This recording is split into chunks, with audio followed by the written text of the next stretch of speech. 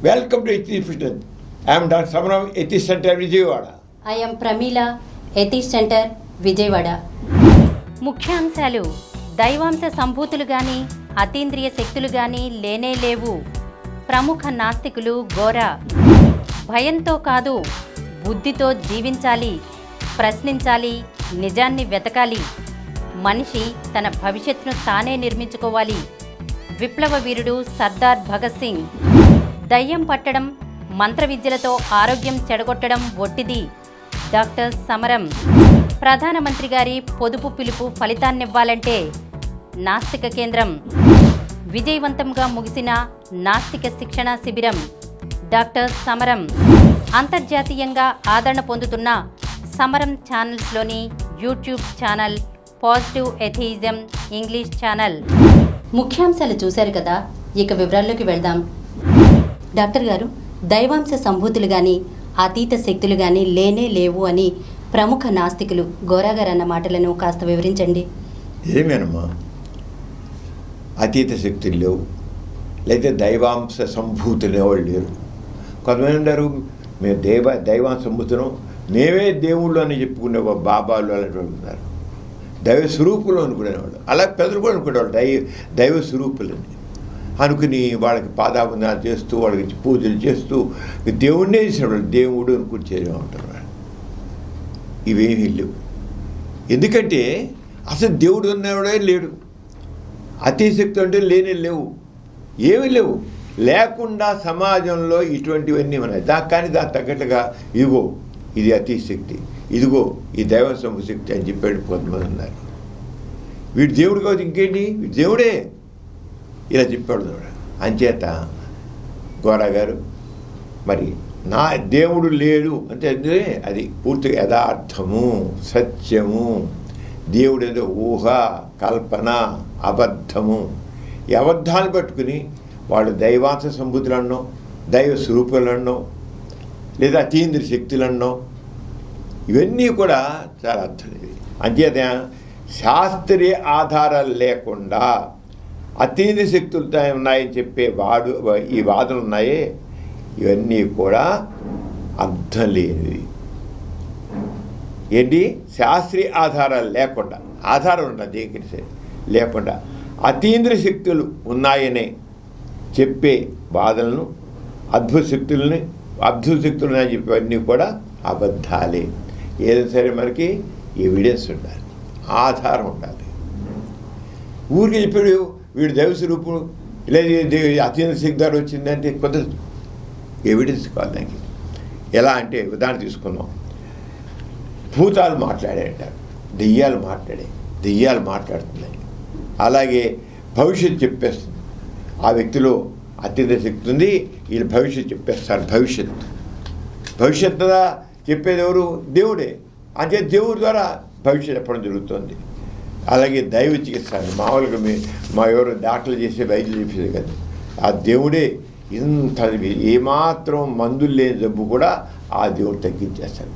ఆ దేవుడిని ప్రార్థించండి, ఆ దేవుడు ఖండిస్తాడు. కానీ ఇప్పటికి మేము చూస్తున్నాం, భజన చేయడం, దేవుడికి పోవడం, బయట చేయడం చాలు. అది దేవుడే చికిత్స చేసేస్తాడు. అలాగే చేతిలోంచి విభూతి సృష్టిస్తాడు, చూపించి కొంతమంది దైవాంశం వదిలినట్టుగా అదుకొని ఇది అద్భుత శక్తి. మరి దైవాంశ సంభూతుడు, దైవాంశం దేవుడి యొక్క అంశం వాళ్ళలో ఉంది. అందుకనే శూన్యంలోంచి ఉంగరా సృష్టించాడు, శూన్యం విభూతి సృష్టించాడు. ఇవన్నీ గాడిట్టుకులే. కానీ జనాలు మరి తప్పించాడు. చూడు ఇలా అంటాడు, ఏం లే అంటాడు అని ఇంత విభూతిస్తాడు. మరి దైవాంశ శక్తి ఇంకేంటి మామూలు చేయలేడు కదా. అంచేతనగా అలాగే జ్యోతిష్యం ద్వారా భవిత్యాన్ని చెప్పడం, భవిష్యత్తు ఏం చెబుతుంది జ్యోతిష్యం ద్వారా చెప్పడం. జ్యోతిష్యం ఎందులో చెప్పేది ఇదంతా దైవశక్తి, దేవుని యొక్క అనుగ్రహం వల్ల మేము చెప్పగలుగుతున్నాం. అంత అలాగే శాపాలు చేద్దాం, శపిస్తాడు. ఈ వ్యక్తి శపిస్తాడు, మీ బతుకు నాశనమే. బ్రాహ్మణుడి శాపం నాశనానికే, సద్బ్రాహ్మణ శాపం నాశనానికే. మనుషులు భయపెట్టడం, అలా చేతబడి. అలాగే దేవుడు ప్రత్యక్షమయ్యాడు, వచ్చాడు, దేవుడు వచ్చి మాట్లాడు, దేవుడే వచ్చాడు. దేవుడు ప్రత్యక్షమయ్యి ఇదంతా రాయించారు. ఇప్పుడు భారతం ఉంది, దేవుడు ప్రత్యక్షమై భారతం రాయించారు. తెలుగులో దేవుడు ప్రత్యక్షమయ్యి ఆ కవులకి తెక్కన నన్నయ్య వాళ్ళకి దేవుడే ప్రత్యక్షంతా రాయించారు. అడుగడుగున ఆ తెక్కనికి అడుగడుగున దేవుడు కనబడుతున్నాడు. ప్రతి రాయిలో, ప్రతి ఒక్క తెప్పలో అన్నింటి దేవుడు కనబడుతున్నాడు. ఇవన్నీ కల్పనలు ఎలా ఉండేది కల్పన. ఇవన్నీ కూడా ఎందుకు ఏంటి ఇవన్నీ? ఇది నిజమా? ఎందుకు నవ్వుతాను జనాలు ఈ కబుర్లేని? వాడి దైవాంశ స్వరూపం అని, ఆడకన్నీ శక్తులు, అద్భుత శక్తులు ఉన్నాయని, అతి శక్తులు అన్నీ ఉన్నాయంటే ఎందుకు జనం నమ్ముతున్నారు? మరి నిజం కాదనుకుంటున్నాం కదా. అని చదువుకున్న వాళ్ళు కూడా కొన్ని సందర్భాలు అద్భుతాలు అవుతారు. చదువుకున్న వాళ్ళు కూడా అమ్ము దైవశక్తి ఇలాంటివి ఎందుకు జరుగుతున్నాయి? ముఖ్యంగా మనుషులు ఒక రకమైన భయం ఉంది. ఆ భయం వల్ల ఏదైనా కూడా వాళ్ళు నమ్మేస్తుంటారు. ఎందుకంటే మనుషుల భయం సహజంగా ఉంటుంది. అనారోగ్యం వచ్చినా, మరణం వచ్చినా, ఆర్థికంశలు వచ్చినా, కుటుంబ సమస్యలు వచ్చినా, భవిష్యత్తుపై సరైన అనిశ్చితి ఉన్న ఇలాంటి పరిస్థితుల్లో ప్రజలు ఓదార్పు కోసం చూస్తుంటారు. పెద్ద జబ్బు వచ్చింది, ఎవరు చనిపోయారు, ఏదో ఉద్యోగం కోల్పోయారు, అలాంటి మనిషి తట్టుకోలేకుంటాడు బాధని. దానికి ఓదార్పు కావాలి. కొంతమంది బాబాలు ఈ బలహీనతలు ఉపయోగించుకుంటారు. నీకేం పర్వాలేదు, నేను నిన్ను నయం చేస్తాను, నీ బాధను ఉపశాంతి కలిగిస్తాను అని బాబా అంటే ఎవరైతే బాధల్లో ఉన్నారో, భయంలో ఉన్నారో ఒక రకం ఉపశాంతి లభించేసి అంటే వారికి 4 రోజులు మనసు ఆటోమేటిక్గా సైజ్ అయిపోతుంది. బాబా గారి యొక్క ఆశీస్సుల వల్ల ఆయనలో దైవశక్తి ఉంది కనుక ఆయన ఆశీస్సులతో ఇది తగ్గిపోయింది. అంతే. అమ్మ దైవ సంబుద్ధుడు, బాబా గారు దైవ సంబుద్ధుడి కనుక నేల అయ్యిందంటాడు.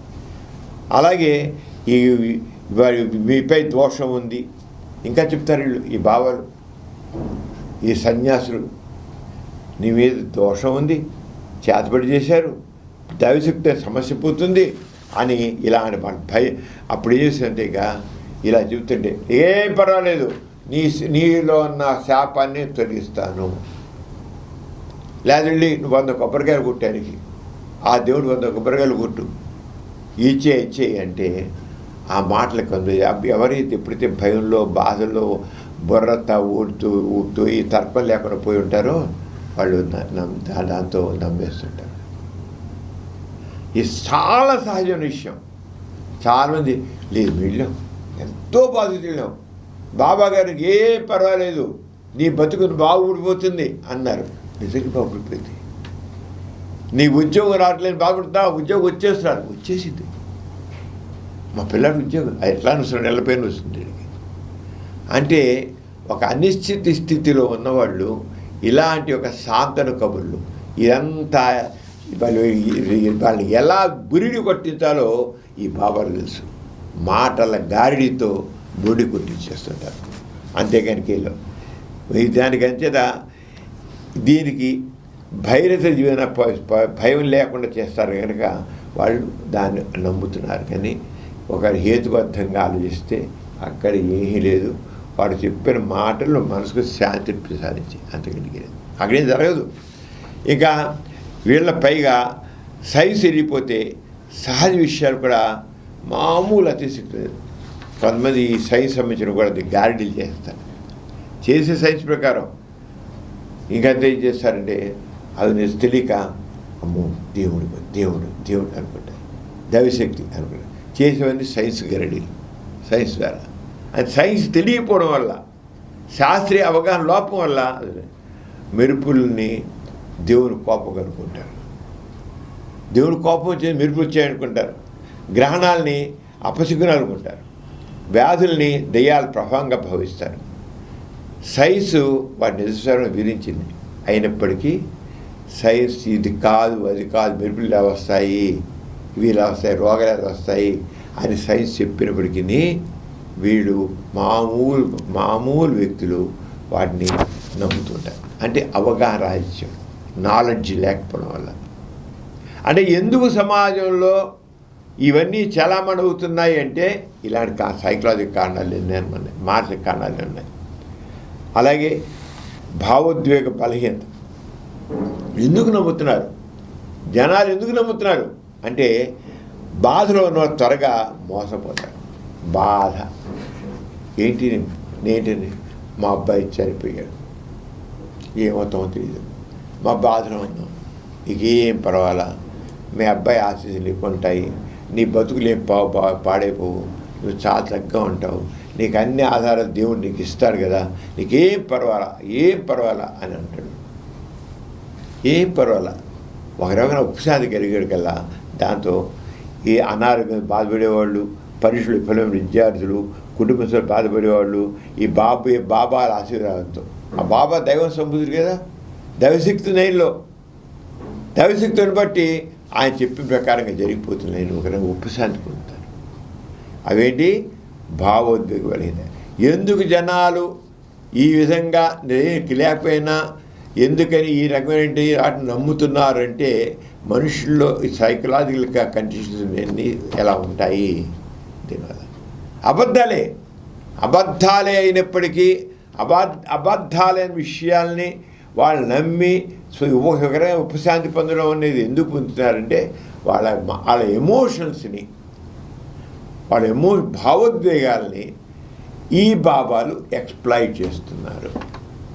ఈ దైవాంశ సంబుద్ధుల వాళ్ళు ఎక్స్పెక్ట్ చేస్తున్నారు.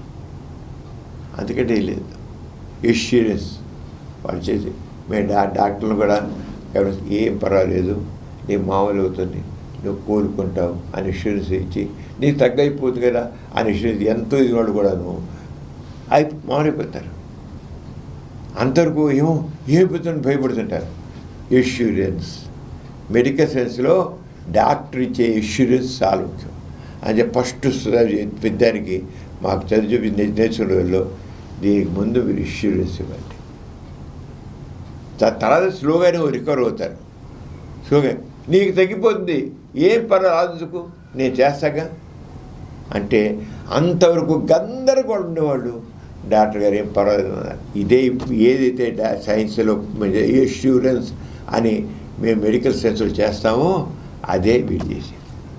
మేము అక్కడ మోసం చేయం, పైగా విషయం చెబుతాం. ఇది కాదు, దాని మీద కరెక్ట్ చేస్తాం కదా. ఈ రంగవతి ఈ మందులు తెలియవుతుంది, ఈ మందు తెలియవుతుంది, ఈ ఆపరేషన్ ఎలా అవుతుంది, దీని ఇలా చేయొచ్చు అని చెబుతాం. ఇలా ఉన్నాయి, ఈ అవకాశాలు ఉన్నాయి, దింపకం చేయొచ్చు. వాళ్ళు అలా చెప్పరు.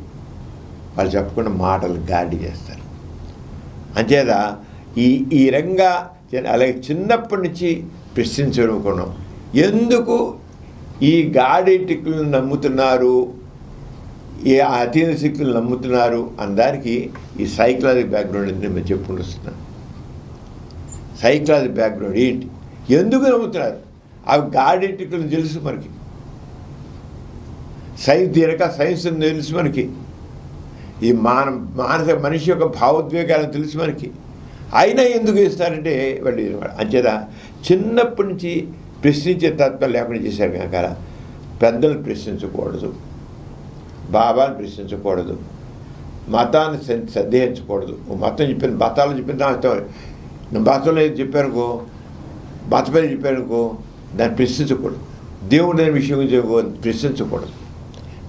చిన్నప్పటి నుంచి మనస్తత్వం ఎలా డెవలప్ చేస్తారంటే మతంలో చెప్పిన దాన్ని ప్రశ్నించకూడదు, అబద్ధం అనుకోకూడదు. అలాగే మత పెద్దలు చెప్పేదాన్ని స్వామీజీలు చెప్పేదాన్ని ప్రశ్నించకూడదు. నమ్మాలంతే, నమ్మేయి జరిగిపోతుంది, నమ్మేయి. ఈ రకమైనటి ఒక చిన్నప్పటి ప్రశ్నించకుండా ఉండే చేయడంతో అలా గురువుగా చెప్పేది నమ్మాల్సిందే. అరే ఇది ఎంతో సబబు లేదు, నమ్మే. ఇలా చేసే కదా ఇంక ప్రశ్నించకూడదు అనేదాన్ని తెలియజేస్తాం. ఈ బాబాలు సాధన ఉపయోగించే పద్ధతులు ఏంటంటే మరి ఇప్పుడు ఈ రకం భావ పరిస్థితులకు వాళ్ళు ఎలా గాడి చేస్తున్నారు ఇదంతా అంటే వాళ్ళు ఇక చేతివాటం. వాడు ఇలా అంటాడు, విభూతి తీస్తాడు, నుదులు పెట్టాడు, అమ్మ చాలా బాధల్లో ఉన్నావు కదా, నాకు తెలిసిన బాధలో నీకు తెలుసు, నీకు అంత మంచిది కదా. నేను దేవుడి దైవ ప్రసాదంలాగా దైవం ద్వారా వచ్చిన దాన్ని నేను విభూతి పెడుతున్నాను. ఈ విభూతి నీ బాధలు తీసేస్తుంది. చూడు, దేవుడిచ్చాడు నీకు. అలాగే ఇంకోటి, ఇదిగో ఇక ఈ మామూలుగా ఇలా ఉన్నట్లు ఉంటాడు, ఇలా మాకు ఇలాగే ఉంటుంటాడు. చూడు, ఏం అసలు దేవుడు ఇచ్చాడు నీకు, దేవుడు ఇస్తున్నాడు నీకు, నీవు దేవుడు తెలిచాడు, విభూతి పెట్టుకో అని ఇలా రాస్తాడు. అమ్మ బాబాయ్, ఎంత బాబా గారి ఎంత శక్తి ఉంది. ఆ దేవుడు ఎంత పని మీకు కరుణిచ్చాడు, ఇక బాధపడదు, ఆలోచన పర్లేదు, ఆడించద్దు. అంటే మనిషి యొక్క భావోద్వేగాలతో ఎలా ఆడుకుంటారు. మనిషి యొక్క భావోద్వేగాలు అనగా ఈ చేతి వాడు విభూతి ఇవ్వడం, గొలుసులు, ఉంగరాలు ఇవన్నీ చేశారు. అలాగే ఇంకా కొంతమంది స్వామీజీలు వీళ్ళందరూ వాళ్ళ శక్తిని చూపించడం కోసం అన్నట్లుగా నిప్పు మీద నడుస్తారు. వీళ్ళేంటి, దైవశక్తిని బట్టి మేము ఈ రోజున హరహరాదే భవదేవో అంటే జరుగుతున్నాం, లేదా అల్లాహు అక్బర్ నిప్పులు నడుస్తున్నాం. మా దగ్గర దైవశక్తి ఉంది, దేవుడు మా మేము దైవ సముద్రం కనుక. వీళ్ళు ఎంత చెప్పినా బయట పడతారు చూసారా, వాడు దైవ సముద్రం నిప్పుల మీద నడిచాడు, అగ్ని కూడా నడిచాడు. 3 అడుగుల లోతు నిప్పులు, 4 అడుగుల లోతు నిప్పులు ఉన్నాయి. ఎంత నిప్పులు, అబ్బా ఎంత పెద్ద గొయ్యి మీద 4 వెళ్ళిపోయాడు. వాడు దైవశక్తి లేకపోతే నిప్పులు మనం ఇంత బుగ్గు తీలు పట్టుకు వేరే కాలుతో బుగ్గు చెయ్యి కాలిపోయి మిస్ అయిపోతుంది చెయ్యి. వాడు అంత నిప్పులు నడుచుకొని వెళ్ళిపోయాడు. నేగా అతను దైవశక్తి లేదా అని మనుషుల్ని ఏ రకంగా మభ్యపెడతారు వాళ్ళ పక్కన వాడు కూడాను. అది ఇవన్నీ గాయ. అంచేత ఈ ఇంద్రజాలికుడు గతి ఒకటంటే, మన ఇంద్రజాలికులు ఉంటారు, వాళ్ళు ట్రిక్కులు చేస్తారు, బాబాలు ట్రిక్కులు చేస్తారు. బాబాలు చేస్తేనేమో మహత్యాలు అంటారు, దైవశక్తులు అంటారు. దైవశక్తులను బట్టి ఆయన ఉంగరం ఇచ్చాడు, లేదా నెక్లెస్ ఇచ్చాడు, లేదా ఒక ఏదో ఇచ్చాడు, గొలుసు ఇచ్చాడు, దైవశక్తులను బట్టి అని చెప్తాడు. ఇంద్రజాలు కూడా పెద్ద వీళ్ళు చేసే బాబాల దగ్గర 10 ఏళ్ళు చేస్తాడు. ఇంద్రజాలికి ఏం చెప్తాడు, గార్డీ చేసేవాడు, ఇది కేవలం trick, magic is an art, everybody can learn by practice అంటాడు. మ్యాజిక్ అనేది ఒక కళ, సాధన చేస్తే ఎవడైనా దాన్ని చేయగలడు.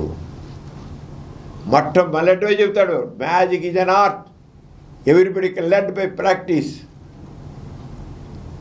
ప్రాక్టీస్ ద్వారా చేయొచ్చు అంతే. కానీ వీడు అలా చెప్పడం, బాబు ఇది నాకు దైవ ప్రసాద శక్తి, అతనే దైవ సంబుద్ధి, నేనే దైవం అంటాడు. పక్కన గురించి భజనలు చేస్తాడు దేవుడికి భజన. అంచేత ఈ ఇంద్రజాలకుడికి ఈ బాబాలకి తేడా ఏంటంటే, బాబాలు బిల్డప్ ఇస్తారు, ఇంద్రజాలకుడు ఇది కేవలం గాడి ఎక్కువ మీ కళ్ళు గప్పి నేను చేస్తున్నాను. అది జనం గుర్తుంది. గాడివాడు గాడి చేశాడు, ఎక్కడో చేసేసాడు వీళ్ళంటారు, ఇది నిజంగానే ఇచ్చాడంటారు. తేడా అనమాట. అంచేత ఇది ట్రిక్ అని అడిగారు. కానీ వీడు బాబా ఏం చెప్తాడు, ఎవరే ఇదంతా దైవశక్తి అంటాడు. దైవశక్తి కాదు, అది కూడా ట్రిక్కే. మన సత్యబాబు ఉన్నాడు, ఆయన ఉంగరాలు ఇస్తుంటే, గొలుసులు ఇస్తుంటే, విభూతి ఇస్తుంటే పెద్ద పెద్ద వాళ్ళందరూ కూడా అమ్మో దైవశక్తి అది బిల్డప్. ఎవరే మా సత్యసేవ చేసినది మనకి ఇప్పుడు ఇటీవల కాలం వరకు అన్నాడు కదా, మా జనాలు నమ్మారు కదా, ఇప్పటికీ నమ్ముతూనే ఉన్నారు కదా. అంచేత ఇవన్నీ కూడా మనిషి యొక్క మానవ బలహీనతల మీద ఆడుకోవడం. ఇదంతా మానసిక మాయ. కొంత బాబాలు మనుషుల భావోద్వేగాలు గమనించి మాట్లాడతాడు. వస్తాడు, జనాలు అందరూ వచ్చిన దేనికి, బాబాల దగ్గరికి ఏదో బాధ ఉంది, ఏదో ఒక లాభం పొందాము, ఏదో ఉపశాంతి పొందామని వస్తాడు. వాళ్ళు మొక్క చూస్తాడు, నువ్వు ఎందుకు వచ్చా నాకు తెలుసు, అమ్మా నువ్వు ఎందుకు తెలుసు, మీ ఇంట్లో ఎవరో బాధలో ఉన్నారు, అలాగే మీకు ఇటీవల కష్టాలు వచ్చాయి, ఆ కష్టాలు ఎలా ఉపశాంతి పొందాలి అని ఆలోచించాం. అవును కదా అంటాం అనుకోరు. ఆ బావలేని లేవుడు మామూలు ప్రతివాడికి కష్టాలు ఉంటాయి, ప్రతివాడికి బాధలు ఉంటాయి. మీ ఇంట్లో ఎవరో బాధలు ఉన్నారు, పెద్దలు ఎవరో అనారోగ్యం ఉంటారు, కామన్ ఇళ్లలో ఎవరో బాధలు అని కామన్ తీసుకుని నేను ఎక్స్ప్రెస్ చేస్తారన్నమాట. మీకు ఇటువంటి కష్టాలు వచ్చి ఇటువంటి కష్టాలు రాక చెందిన కష్టాలు కాదండి లేదు. అంతే ఇది అందరికీ వర్తించే మాటలు. అవునండి, అమ్మో బాబా గారు నా మనసు మాట తెలుసుకున్నారే అని చెప్తున్నారు. అంటే మనుషుల యొక్క దీంతో ఈ అతీంద్ర శక్తులు ఉన్నాయి, దైవాంశ సంభూతులు వీళ్ళు అనేది వీళ్ళు ఏ రకంగా జనాన్ని బుడి కొట్టిస్తున్నారు అర్థం. అంటే మనుషుల యొక్క సైకాలజీతో ఆడుకుంటున్నారు, మానసిక బలహీనతో ఆడుకుంటున్నారు, అర్థంపర్థమైన నమ్మకాలతో ఆడుకుంటున్నారు. అంతేగాని వాళ్ళ ఏహేలో అలాగే వాళ్ళ ఆధారపడేట్టుగా శిష్యులు కూడా ఉంటారు. వాళ్ళ పక్కన వాళ్ళ ఈ సోమర్పోతిత్వం అంతే చాలా సోమర్పోతులు ఎంతమంది శిష్యులుగా ఉంటారు పని పట్టగా. వీళ్ళు వాళ్ళ పక్కన ఏ పరిచయం అవుతుంది, ఈ బాబా గారికి ఏమో వంత పలుకుతూ వాళ్ళు ఏ పని చేయకుండా అక్కడ తింటూ కూర్చుంటారు. అంచేత వాళ్ళకి గడిచిపోతుంటుంది ఈ శిష్యులకి. అంచేత ఈ శిష్యులందరూ కూడా ఆ బాబా గారు పూడుతూ ఉంటారు, భజన చేస్తుంటారు బాబా. ఇంకా ఎక్కువ అమ్మో ఏంటి గొప్పడా, ఎంత గొప్పడా, నేను ఇలాంటి బాధతో వచ్చాను, నన్ను విశ్వసించాను, నాకు ఇలా అయిపోయింది, నాకు మా అబ్బాయికి ఉద్యోగం రాదు, ఉద్యోగం వచ్చేసి మా ఇంట్లో చాలా బాధలు పోయాయి, ఇలా కబుర్లు చెబుతుంటారు శిష్యులు.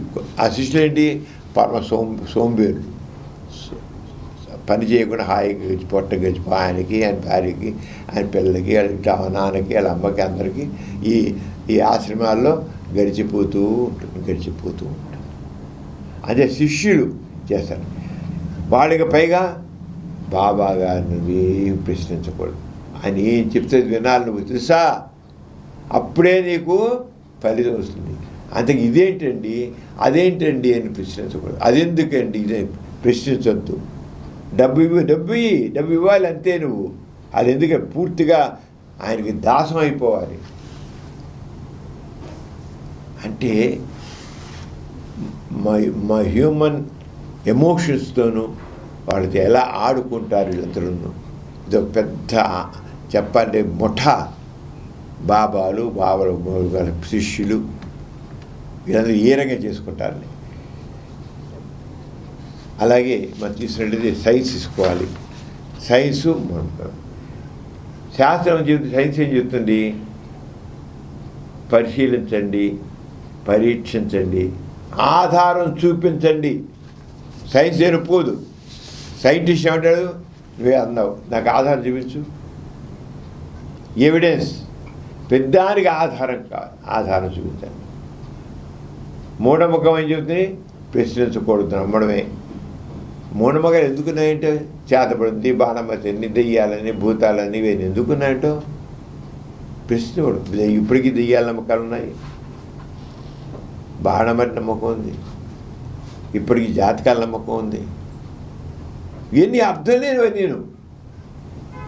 ఎందుకంటే ప్రశ్నించకూడదు, నమ్మడమే. శాస్త్రం తప్పునుకో అది ఏం చేద్దాం, మన కర్మ అని అనుకుంటారు అన్నమాట. ఇంకా ఎలా అంటే కోపంతో అద్భుత వాదనలు ఎలా పరిశీలించాలి, కోపంతో కాదు. ఇప్పుడు మనం ఏం చేసేందుకు బాబాలు ఎలా చేస్తున్నారు అనుకున్నాం. అంతే మనం ఇప్పుడు ఏం చేయాలి తెలుసుకోవాలంటే బాబు తెలుసుకోవాలనుకున్నాడు సైన్స్తో, శాస్త్ర దృక్పథంతో మనం పరిశీలించాలి. అంచేత ఏదో ఏంటారు నువ్వు ఎంత అప్పదిప అనగదు.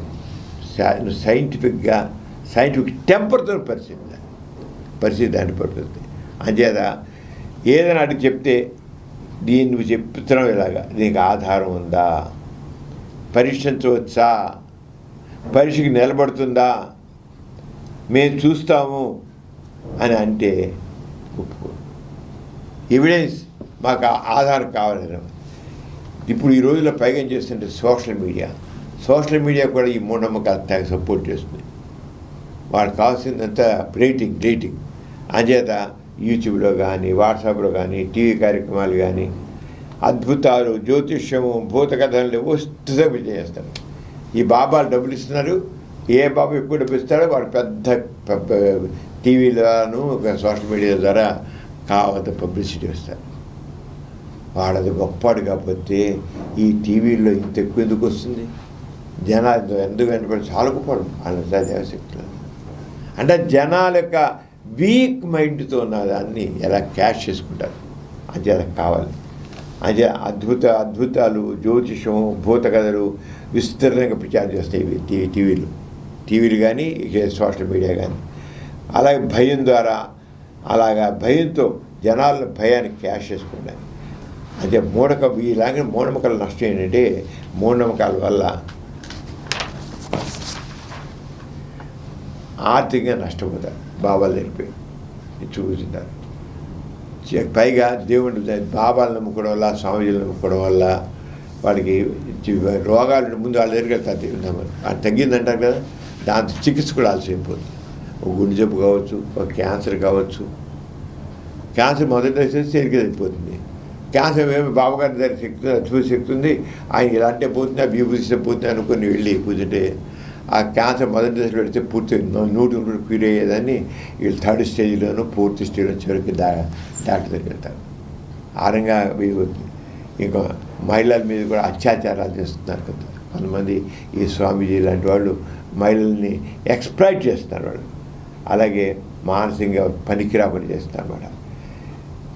ఇంకా చాలామంది ఏంటంటే డబ్బులు ఖర్చు అవ్వకుండా డాక్టర్ దగ్గర డబ్బులు ఖర్చు అవుతాయి, బాబా గారికి నాకు కొబ్బరికాయలు సరిపోతుంది కదా, ఏదో కాను సరిపోతుంది అనుకుని వాళ్ళు చేస్తుంటారు. అవన్నీ అర్థం లేదు. అంతే కావాల్సినంటే మన భారత రాజ్యాంగం చెప్పారు 15 ప్రతి వాళ్ళు రాజ్యాంగం ప్రకారంగా ప్రశ్నించడం నేర్చుకోవాలి, ఆధారాలతో కోరాలి, తర్కబద్ధంగా ఆలోచించాలి, నిజాన్ని తెలుసుకోవాలి. అప్పుడే మనం అసలు విషయం 15 AHML Aadhaar card fundamental duty of each citizen అనేది.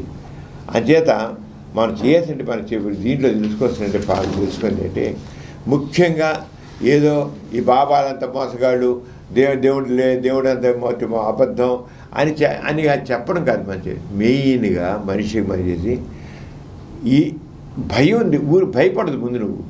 ఆ భయం వచ్చేకల్లా నువ్వు ఏదో బాబాలకి స్వామీజీలకి వెళ్ళిపోయి వాళ్ళగా అర్థపరిచేసి మోసం మాట చెప్పి లొంగిపోవద్దు. లొంగిపోకుండా నువ్వు మనం చెప్పేదంటే శాశ్వత పేదని అలవర్చుకుంటే చక్కగా ఉంటుంది. మిమ్మల్ని మీరు కించపరుచుకోదు, మీ శక్తిని గుర్తించండి, తర్కబద్ధ ఆలోచన పెంచుకోండి. మనిషి తన సమస్యను తానే పరిష్కరించుకోగలడు. ఎవరు దేవుడు కాదు, దైవశక్తుల్లో ఏం లేవు. మనిషి తన సమస్యల్ని మనిషే పరిష్కరించుకుంటాడు కానీ ఏ రకం అతీత శక్తి కాదు అని ముందు గుర్తించాలి.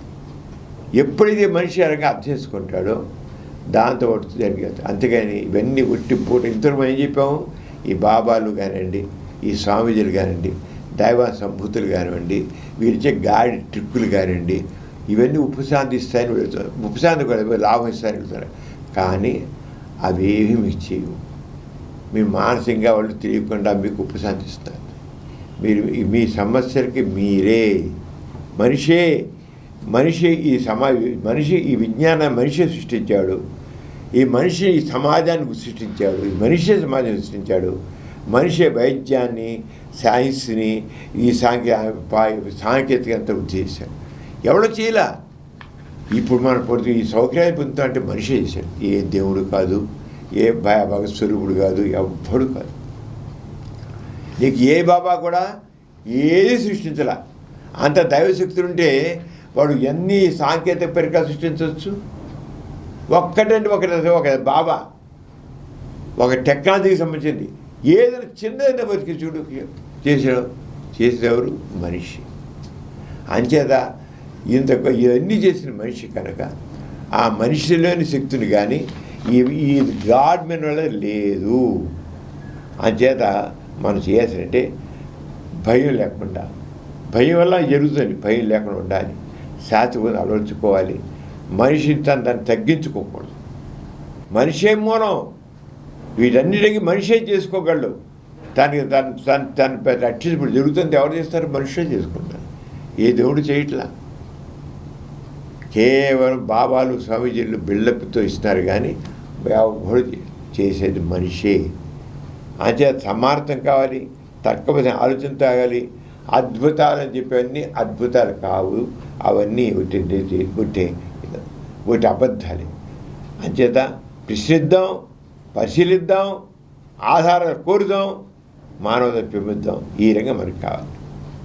వారుగా చెప్పినట్టే ప్రశ్నిద్దాం, పరిశీలిద్దాం, ఆధారాలు కోరుదాం, మానవత పెంపుద్దాం. ఆ రంగం మనం చేద్దాం. డాక్టర్ గారు, మన ప్రతి బులెటిన్లో సామాజిక పురోభివృద్ధికి, మానవ కళ్యాణానికి తోడ్పడిన ఒక ప్రముఖ మహనీయుని గురించి చెప్పుకుంటున్నాం కదా, ఈసారి ఎవరి గురించి చెబుతున్నారు? ప్రమిళ విప్లవకారుడు, సామాజిక విప్లవకారుడు సర్దార్ భగత్ సింగ్ విప్లవం. ఆయన భారత స్వాతంత్ర ఉద్యమంలో అత్యంత ప్రభావితమైన విప్లవకారులు ఒకడు. చాలా విప్లవం, నేతాజీ తీసుకో, ఇంకో తీసుకో, మనం తుపాకీతోనే మన స్వాతంత్రం సంపాదిస్తామన్నటువంటి వాడు. అంచేత ఆయన కేవలం బ్రిటిష్ పాలన వ్యతిరేకంగా పోరాడే యోధులు మాత్రమే కాదు. మామూలు ఏమిటంటే భగత్ సింగ్ అది కేవలం స్వాతంత్ర్యం కోసం పోరాడాడు అనుకుంటారు. అంతేకాదు పోరాడు భారతదేశ స్వాతంత్ర్యం. అంతేకాదు మతం మీద పోరాడాడు, అజ్ఞానం మీద పోరాడాడు. చివరికి మనుషుల్లో హేతువాదం కావాలి, రీజనింగ్ ఆలోచించి రావాలి, సమార్థం కావాలి. అంటే అలాగే ఎక్కువ లోతుగా ఆలోచించినటువంటి వ్యక్తి. కేవలం ఏదో భారతదేశానికి స్వాతంత్ర్యం తెచ్చుకుందాం సరిపోతుంది కాదు. ఈ స్వాతంత్ర్యంతో పాటు మనుషుల్లో సైంటిఫిక్ నాలెడ్జ్, సైంటిఫిక్ టెంపర్ రావాలి. ఈ మూఢమ్మకాలు పోవాలి, మతం మీద పోవాలి, ఈ దేవుడి మీద విశ్వాసాలు పోవాలి అని ఆలోచన వ్యక్తి. అంత ఇదనమాట ఆయన.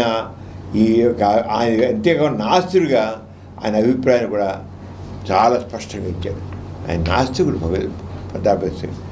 ఆయన ఈయనేమో 1907 సెప్టెంబర్ 20న 1907 సెప్టెంబర్ 20న ఈ ప్రస్తుతం పాకిస్తాన్లో పంజాబ్ ప్రాంతంలోని బంగా గ్రామంలో జన్మించారు. పాకిస్తాన్లో పెట్టి ఆయన కుటుంబం దేశభక్తి బాగా కలిగి ఉన్న కుటుంబంలో చిన్నప్పటి నుంచి స్వాతంత్ర్య ఉద్యమ ప్రభావం ఈయన మీద ఉంది. 1919లో జరిగిన జలియన్వాలా బాగ్ హింసాకాండ ఆయన కదిలిచేసి, చిన్నవాడే కానీ కొన్ని వేల మందిని బ్రిటిష్ సైనికులు ఇష్టం వచ్చి కాల్చి చంపేశారు. వేల మంది. కుక్కలు కూడా కాల్చలేరు, పిట్టలు కూడా కాల్చలేరు. అలాగా మనుషులు కాల్చేశారు, వేల మంది చంపేశారు. అది మానవతని మనిషిగా సరే ఇది ఆ రంగా చిన్న వయసులో ఉన్న భగత్ సింగ్కి ఈ వయసులో రక్తం ఉడుకుతోంది. ఆ టైంలో నీకు ఉడికిపారు. ఆ సంఘటన తర్వాత బ్రిటిష్ పాలనపై తీవ్ర వ్యతిరేకత. ఈ బ్రిటిష్ పాలనని మనం అంతం చేసి తీరాల్సిందే, వీళ్ళు పరమ దుర్మార్గులు, వీళ్ళు మనుషులు కాదు అనిపించింది. ఏమైనా సరే దీన్ని చేయాలనుకున్నాడు. అప్పుడు ఆయనతో పాటు చంద్రశేఖర్ ఆజాద్ వంటి విప్లవ నాయకులతో కలిసి పనిచేశాడు. వాళ్ళు కూడా విప్లవవాదులే, చంద్రశేఖర్ ఆజాద్ కూడా అనమాట. బ్రిటిష్ పోలీసు అధికారి సాండ్రస్ హత్య చేశారు. తర్వాత కేంద్ర శాసనసభలో బాంబు వేశారు. అంటే ఎంత మండిపోతుందంటే బ్రిటిష్ ఒక పోలీసు అధికారి ఉన్నాడు, వాడు సాండ్రస్ హత్య చేశాడు. కేంద్ర శాసనసభలో బాంబు ఇస్తున్న ఘటనలు ఆయన దేశవ్యాప్తంగా ప్రసారం చేశాయి. అంటే ధైర్యంగా అక్కడ పార్లమెంట్లో వెళ్ళి బాంబు వేశాడు. చంపుదాను కాదు, ఆ పడిన బాంబు భారతదేశంలో హృదయంలో రగులుతున్నటువంటి విప్లవ జ్వాలని చెప్పాలనుకున్నాడు ఆయన. ఎవరు ఒక చంపాలి కాదు, అక్కడ ఎవరు చంపాలి, బాంబు పీల్చి భారతీయుల హృదయాల్లో ఒక రగులుతున్న ద్వేషం మీద అది బాంబు చూపించారు. ఆయన మరి చెవిటి వారికి వినిపించడానికి గట్టిగా శబ్దం చేయాలి అనుకున్నాడు. లేకపోతే ఇంత ఉద్యమం జరుగుతుంటే, ఎంత పోరాటం జరుగుతుంటే చెవిటివాడు ముందు శంఖంలాగా ఏం పట్టించుకోకుండా బ్రిటిష్ వాళ్ళు ఉంటూ చాలా కిరాతకంగా వ్యవహరిస్తుంటే ఈయన అలా కాదు. బ్రిటిష్ అక్కడ వెళ్ళి పార్లమెంట్లో బాంబు వేసాడు. వీళ్ళు వాళ్ళని కాదు, బాంబు పేలాలి, ఎవరు చచ్చిపోయాలా, చావడానికి వెళ్ళా, బాంబు మాత్రం వేసాడు. ఆ బాంబు వేసేసరికి మా హృదయాల్లో ఎంత రగులుతుందో చూసి మీ మీద, మీ యొక్క అక్రమ పాలన మీద ఆయన అర్పించాడు. ఆయన అలా దయచేసి ఆయన 1931 మార్చి 23న పుట్టింది ఎప్పుడైనా 1907. ఇదే 1931 మార్చి 23న భగత్ సింగ్ ఏం పట్టుకున్నారు, మా చేసి పట్టుకుంటారు కదా, రాజగురు సుఖదేవులు రిజిస్ట్రేషన్ చేశారు. అది ఎంత వయసానికి వ్యవసాయం వృద్ధి చేసేదానికి 23 సంవత్సరాలు. 23 సంవత్సరాల్లో భారత స్వాతంత్ర్యంలో చరిత్ర సృష్టించారు భగత్ సింగ్. 23 సంవత్సరాలు ఆయన మొత్తం బతికింది. 16 సంవత్సరాల వయసులో ఆయన మొదటి తనంటూ ఒక గొప్పతనం చాటుకున్నాడు. 23 సంవత్సరాల వయసులో ఆయనతో పాటు మరి రాజగురు ఉన్నాడు, సుఖదేవులు ఉన్నారు. ఈ ముగ్గురిని పట్టుకుని ఉరి తీశారు పెట్టి. అది ఎప్పుడు 1931లో. పుట్టింది 1907, చనిపోయింది చంపేసింది 1931. 23 సంవత్సరాలు ఇచ్చారు. ఆయన జైల్లో ఉన్నప్పుడు, ఈ గురిసేపు జైల్లో పెట్టారు. జైల్లో ఉన్నప్పుడు Bhagat Singh why I am an atheist ఒక పుస్తకం రాశాడు. ఒక పెద్ద ఆర్టికల్ ఒక పుస్తకంగా వచ్చేవాడు జైల్లో ఉన్నప్పుడే, ఇంక చనిపోయే ముందు. వై ఐఎమ్ అన్ ఎథిస్ట్, నేను ఎందుకు నాస్తికుని అయ్యాను, ఎందుకు అసలు ఇక్కడ అసలు మొత్తం ఒక పక్క ఎంత విప్లవకుడో, ఎంత దేశభక్తి గలవాడో, ఎంత ఇదిగా చేశాడో, అంత రెండో పక్క ఆయనలో అంత ఈ సమాజం గురించి అవగాహన. వై ఐఎమ్ అన్ ఎథిస్ట్ అనే పుస్తకం రాశారు. అది చిన్న పుస్తకం కానీ ఎంతో పాపులర్ అయింది. చిన్న పుస్తకం. నేను ఎందుకు నాస్తికుడు అయ్యాను రాసేదానికి ప్రపంచం అంతా కూడా పుస్తకం పాపులర్ అయ్యింది. ప్రపంచం అంతా కూడా చిన్న పుస్తకం. దాన్ని ఎందుకు నాశనం పని రాశాడు అన్నమాట. ఆ రంగా ఆయన ప్రజల్ని ఆగించారు. దాంట్లో చాలా స్పష్టంగా రాశాడు. ఆయన దాంట్లో ఏం పైన అంటే, నేను మూర్ఖంగా నాశకుడు కాలేదు, మూర్ఖంగా నాశకుడు కాలేదు. ప్రశ్నించడం, పరిశీలించడం ద్వారా నేను ఈ అభిప్రాయానికి వచ్చాను. ఏదో మూర్ఖంగా వచ్చాను, ఏదో దేవుడు నమ్మకుండా పోయాను అనుకోవద్దు.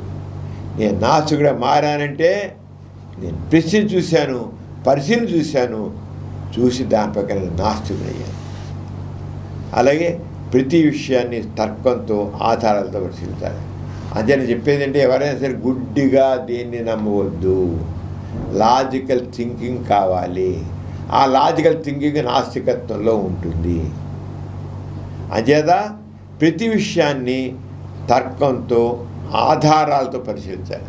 లాజికల్ థింకింగ్ ఉండాలి, ఎవిడెన్స్ బేస్ ఉండాలి. ఆ వయసు ఎంత చిన్న వయసు, 23 సంవత్సరాల వయసులో ఆయన ఎంత ఎంత ఏ లెవెల్కి ఎదిగాడు చూడు మనిషి. ఆయన మానవ సమస్యలను దేవుడు పరిష్కరిస్తాడని చూడకుండా మనుషులే పరిష్కరించాలి. ఏదో దేవుడు చేస్తాడనుకో, దేవుడు లేడు, లేని దేవుడి గురించి ఎదురు చూసి కూర్చోవద్దు. మీ సమస్యల్ని మీరే పరిష్కరించుకోవాలి. దేవుడు లేడు, లేని దేవుడి గురించి ఏదో పరీక్షించాలి చూడడం ఏంటి అసలు? మీరు మీ సమస్యను మీరే పరిష్కరించాలి. దేవుడు కలిగారు. భయం వల్ల లేదా ఆశ వల్ల దేవుడిని నమ్మడం సరిపోదు. కొంతమంది దేవుడు ఏదో చేస్తాడనో, లేదా దేవుడు నష్టపోతామనో ఆ భయం వల్ల కాకుండా, అలాగా కాకుండా మనం దేవుడు నమ్మకూడదు. దేవుడిని శాపం పెడతాడు, నష్టం చేస్తాడు అని ఆ రంగం మీరు ఏమవుతుంది. ఆ భయం అవసరం లేదు. దేవుడు ఏమి చెప్పించడు, దేవుడు ఏ రకంగా కూడా మనం చేయడు. అసలు దేవుడు అనేది లేడు. అమ్మో, దేవుడు వ్యతిరేకంగా మాట్లాడడమే మన ప్రాణాలు తీసేస్తారు. భగత్ సింగ్ మత విశ్వాసాలు కలిగిన వ్యక్తులను శత్రులుగా చూడలేదు. కొంతమంది ఆస్తులు శత్రులుగా చూడలేరు. స్వేచ్ఛగా ఆలోచించండి. ఆయన అందుకే ఏమన్నారు, స్వేచ్ఛ, సమానత్వం, శాశ్వతం సమాజానికి అవసరం. స్వేచ్ఛగా ఆలోచించాలి మనిషి. అంతేగాని నువ్వు ఏదో మూఢంగా మూర్ఖంగా ఆస్తుల్ని విమర్శించడం కాదు. స్వేచ్ఛగా ఆలోచించు. సమానత్వం కావాలి సమాజంలో, సామాజిక సమానత్వం కావాలి, ఆర్థిక సమానత్వం కావాలి, రాజకీయ సమానత్వం కావాలి. ఈ సమానత్వం కూడా ఆశించు. అంటే స్వేచ్ఛ, సమానత్వం, శాస్త్రీయతం, దాన్ని ఆధారాలతో నువ్వు దాన్ని తెలుసుకో. ఆధారాలు లేని దాన్ని నమ్మొద్దు. చిన్న వయసులో చెప్పాడు. అంచేత ఈ మత విశ్వాసాలు ఉన్నది శత్రుగా చూడలేదు. మూఢనమ్మకాలను ప్రశ్నించి ఆలోచించాలని ఆయన దృష్టిలో నిజమైన విప్లవం ఉన్నాడు. మూఢనమ్మకాల మీద ప్రశ్నించు, పరిశీలించు, పరీక్షించు. ఈ మూఢనమ్మకాలు ఏమున్నాయో, బయట చేసే దేవుడు ప్రత్యక్ష అయ్యాడు, అలాగా దేవుడు చెప్పాడు, దేవుడి మాటలు, దైవ వాక్కులు, దేవుడు చెబుతున్నాడు, ఇవన్నీ చెబుతున్నారే, వీటన్నిటిని మూర్ఖంగా నమ్మవద్దు. ఎవరైతే మూర్ఖంగా నమ్మకుండా ఉంటాడో ఆయన చూసిన నిజమైన విప్లవం ఉండేది. మూఢనమ్మకాలని ప్రశ్నించడం, పరిశీలించడం, పరీక్షించడమే నిజమైన విప్లవం అన్నాడు. ఏదో తుపాకీ దగ్గర పేల్చే విప్లవం కాదు, ఓ బాంబు విసిరే విప్లవం కాదు. మూఢనమ్మకాలు పరిశీలించు, పరీక్షించు, అది నీకు తెలిసేంటో అదే నువ్వు నిజమైన విప్లవం కాదు. ఆయన విప్లవానికి ఆయన ఎలాంటి ఇచ్చాడు చూడు. విప్లవం అంటే మార్పు. ఆ మార్పుని బాంబులతో కాదు, అంటే కేవలం ప్రభుత్వ మార్పు కాదు, ప్రజల ఆలోచన విధానంలో మార్పు రావాలి. ప్రభుత్వం తెల్లవాడిపోయి నల్లవాడు వస్తే సరిపోదు. ముందు నువ్వు ఈ మార్పు ఎందుకు కోరుతున్నావు? సమాజంలో సమానత్వం కోసం, స్వేచ్ఛ కోసం ఏ రకం మార్పు కోరుతున్నావు ఆలోచించు. ఊరికే తెల్లవాడిపోయి నల్లాడు వచ్చిన సరిపోదే. నువ్వు ఇటువంటిది కోరుతున్నావు. ఎంత చిన్న పిల్లవాళ్ళు ఎంత చూసి కేవలం ఈ తెల్లవాళ్ళ పాలన పోయి నల్లవాళ్ళ పాలన వచ్చింది మాత్రాన మారగదు. నువ్వు శాస్త్రీయంగా సైంటిఫిక్ టెంపర్ కావాలి. ఆయన సందేశం ఇలా చెప్పచ్చు, భయంతో కాదు బుద్ధితో జీవించాలి అని చెప్పి ఎప్పుడు చెప్పేది. ఏదైనా భయంతో కాదు, నువ్వు భయపడుతూ ఒప్పుకోవడం, బుద్ధితో జీవించాలి, ప్రశ్నించాలి, నిజాన్ని వెతకాలి. మనిషి తన భవిష్యత్తుకు తానే నిర్మించుకోవాలి. ఏది భయంతో ఏది నమ్మడం కాదు. నీ వివేకాన్ని ఉపయోగించు, ప్రశ్నించు, నిజాన్ని వెతకాలి. మనిషి తన భవిష్యత్తు తానే నిర్మించుకోవాలి. ఎంత స్పష్టంగా చెప్పాడైనా. భవిష్యత్తును కేవలం విప్లవకాడిగా మాత్రమే చూడడం అసంపూర్ణం. ఆయన ఒక ఆలోచకుడు, హేతువాది, నాస్తికుడు, సామాజిక న్యాయం కోరిన వ్యక్తి కూడా. సామాజిక న్యాయం, సమాజంలో సమానత్వం కావాలి, సమాజంలో అందరికీ సమానమైన హక్కులు కావాలి, సమాన గౌరవం కావాలి, సమానం ఉండాలి, సోషల్ జస్టిస్. భగత్ సింగ్ నాస్తికత్వం, హేతువాదం, స్వేచ్ఛాలోచన, మరి సమాజ మార్పు గురించి మరింత ఇంకా చెప్పాడు. ఇంకా ఏం చెప్పాడంటే ఆయన ఆలోచనలో ఎంత స్పష్టంగా చెప్పాడంటే, మనలో చాలామంది భగత్ సింగ్ను బ్రిటిష్ పాలనకు ఎదురు నిలిచిన ధైర్యవంతుడైన యువకుడిగా గుర్తిస్తారు. తలపై టోపీ, కళ్ళల్లో ధైర్యం, హృదయంలో దేశభక్తి, ఇవే ఆయన గుర్తులు. కానీ భగత్ సింగ్ మరో కోణం కూడా ఉంది. ఆయన గొప్ప ఆలోచకుడు, ప్రశ్నించే మనస్సుంత కలిగిన నాస్తికుడు. చాలామంది నాస్తికత అంటే దేవుడిని దూషించడం లేదా మతాన్ని వ్యతిరేకించడం అని అనుకుంటారు. కానీ భగత్ సింగ్ దృష్టిలో నాస్తికత్వం అంటే అది కాదు. ఆయన నాస్తికత్వం అంటే ఆధారాలు, తర్కం, పరిశీలన, ఆధారంగా సత్యాన్ని వెతకడం. ఆ నాస్తికత ఏమన్నాడు? ఆధారాలు, లాజికల్ థింకింగ్ పెట్టుకో, పరిశీలించు, ఆధారాలు చూడు, దాని ప్రకారంగా నువ్వు సత్యాన్ని వెతుకు. అదే అంతేగాని ఏదో చెప్ప కాదు. ఈ రకంగా చేశాను. ఆయన వాదనలు మనం చూసినట్లయితే ఇలా అర్థమవుతుంది మనకి. అరగారు భగత్ సింగ్ మనిషి తన కష్టాన్ని తానే, ఆయన ఏంటంటే మనిషి తన కష్టాన్ని తానే పరిశీలించుకోవాలని నమ్మారు. సమాజంలో పేదరికం, అజ్ఞానం, అసమానతలు ఉంటే వారు తొలగించేది మానవ ప్రయత్నం భావించారు. అదే నాస్తికత్వం అన్నాడు. సమాజంలో పేదరికం, అజ్ఞానం, అసమానతలు ఉంటే వాటిని తొలగించేది మానవ ప్రయత్నమే, మనిషే. అదే నాస్తికత్వం. ఆయన దృష్టిలో నిజమైన విప్లవం అంటే కేవలం ప్రభుత్వాన్ని మాత్రం కాదు, ప్రజల ఆలోచనల్ని మాత్రం. మనిషి భయంతో జీవించకూడదు, ప్రశ్నిస్తూ తెలుసుకుంటూ జీవించాలి. భయంతో జీవించకూడదు. ఆయన ఏమన్నాడు? మనిషి భయంతో జీవించకూడదు, ప్రశ్నిస్తూ తెలుసుకుంటూ జీవించాలి. ఆయన మాటలు విప్లవం అంటే, విప్లవం అనేది తుపాకీ లేదా బాంబుల శబ్దం కాదు, అది ఆలోచనలో మార్పు. విప్లవం రావాలంటే ఏదో తుపాకీ పెట్టి బయలుదేరు, బాంబులు పెట్టి బయలు ఏసై నీ చేతుల మీద కాదు, మన ఆలోచనలో మార్పు. అది విప్లవం. నువ్వు ఇంతవరకు మూఢనమ్మకాలు ఉంటే మూఢనమ్మకాలు పెట్టి శాస్త్రీయంగా ఆలోచన తెచ్చుకో, లాజికల్ థింకింగ్ తెచ్చుకో. అది మా విప్లవం అంటే. ఈ భావన నేటికి ఎంతో ప్రాముఖ్యత ఉంది. శాస్త్ర అభివృద్ధి ఈ కాలంలో కూడా సమాజంలో మూఢనమ్మకాలు, భయాలు, వివక్షలు కనిపిస్తాయి. ఇలాంటి పరిస్థితుల్లో భగత్ సింగ్ చెప్పిన హేతువాదం, నాస్తికత్వం అవసరం. అయితే ఒక విషయం స్పష్టంగా గుర్తుంచుకోవాలి. భగత్ సింగ్ వ్యక్తిగత విశ్వాసాలను ద్వేషించలేదు. ఆయన ప్రశ్నించకుండానే ధోరణి. ఒక వ్యక్తి దైవ విశ్వాసం కలిగి ఉండవచ్చు, మరొకడు నాశుడు కావచ్చు, కానీ ఇద్దరికి ఆలోచించే స్వేచ్ఛ ఉండాలని అన్నారు. ఆలోచిస్తే ఆశ్చర్యం ఆశ్చర్యమే, నువ్వు ఆశ్చర్యమని నేను అనట్లేదు, కానీ స్వేచ్ఛగా ఆలోచించు. నువ్వు నమ్మేది ఎంతవరకు నిజమో, నువ్వు ఆశ్చర్యం ఉన్నాక అది ఉండు, ఆశ్చర్యంగా ఉండు, కానీ నువ్వు నమ్మేది ఎంతవరకు నిజం తెలుసుకో. మూడవ నమ్మకం నిన్నే అట్లా ఎలా అయితే నాస్తికుడిని స్వేచ్ఛగా ఆలోచించేది అట్లానో, స్వేచ్ఛగా విషయాలు చూడమన్నాను, ఆస్తికుడుగా అదే కూర్చున్నాను. ఆస్తుకుని మాత్రం నీ పనికిరావు తీసి పడే, కానీ చెత్తపుట్ల పారింటి ఆస్తుకుడు అనట్లేదు నేను. ఆస్తికుడిని కూడా స్వేచ్ఛగా ఆలోచించు, ప్రశ్నించు, పరిశీలించు, పరీక్షించు.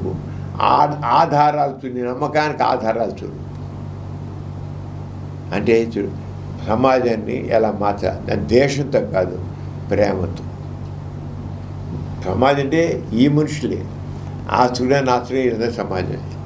అందుచేత ఆస్తుకుల్ని ఆయన, నువ్వు ఆస్తులే ఉన్నా నువ్వు చేసే పని ఎంతవరకు సబబో పరిశీలించు, ప్రశ్నించు, పరీక్షించు, ఆధారాలు చూడు. అప్పుడు అలానే ఆలోచించేవాడు ఆస్తుగా ఉండలేడు. అంటే ఎంత ఇదిగా చెప్పాడు చూడైనా. చదవండి, ప్రశ్నించండి, పరిశీలించండి, సత్యాన్ని వెతకండి, సమాజం కోసం ఆలోచించండి అన్నాడు. చదవండి, బాగా విషయాలు తీసుకోండి, ప్రశ్నించండి, పరిశీలించండి, సత్యాన్ని వెతకండి, సమాజం కోసం ఆలోచించండి.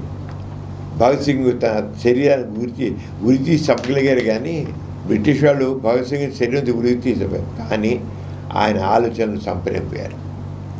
ఆయన ధైర్యం, హేతువాదం, సమాజ మార్పులో ఉన్న నిబద్ధత నేటికి కోట్ల మందిని ప్రభావితం చేస్తూనే ఉన్నాయి. ధైర్యం, మన ధైర్యం కనుకే బ్రిటిష్ వాళ్ళ పాలనకి వెళ్ళి బాంబు వేశారు. చంపలేలా, ఎవరు చంపరా. బాంబు ఇదిగో మా గుండెల్లో రగులుతుంటే మీ మీద ద్వేషం, మా పాలన మీరు చేస్తున్న దానికి ఇది తెలుసుకొని ఎంత ధైర్యం అని. అలాగా ఒక మామూలు విప్లవకాడు కాదు, మామూలు విప్లవకాడే కాదు, సామాజిక విప్లవకాడు. సమాజంలో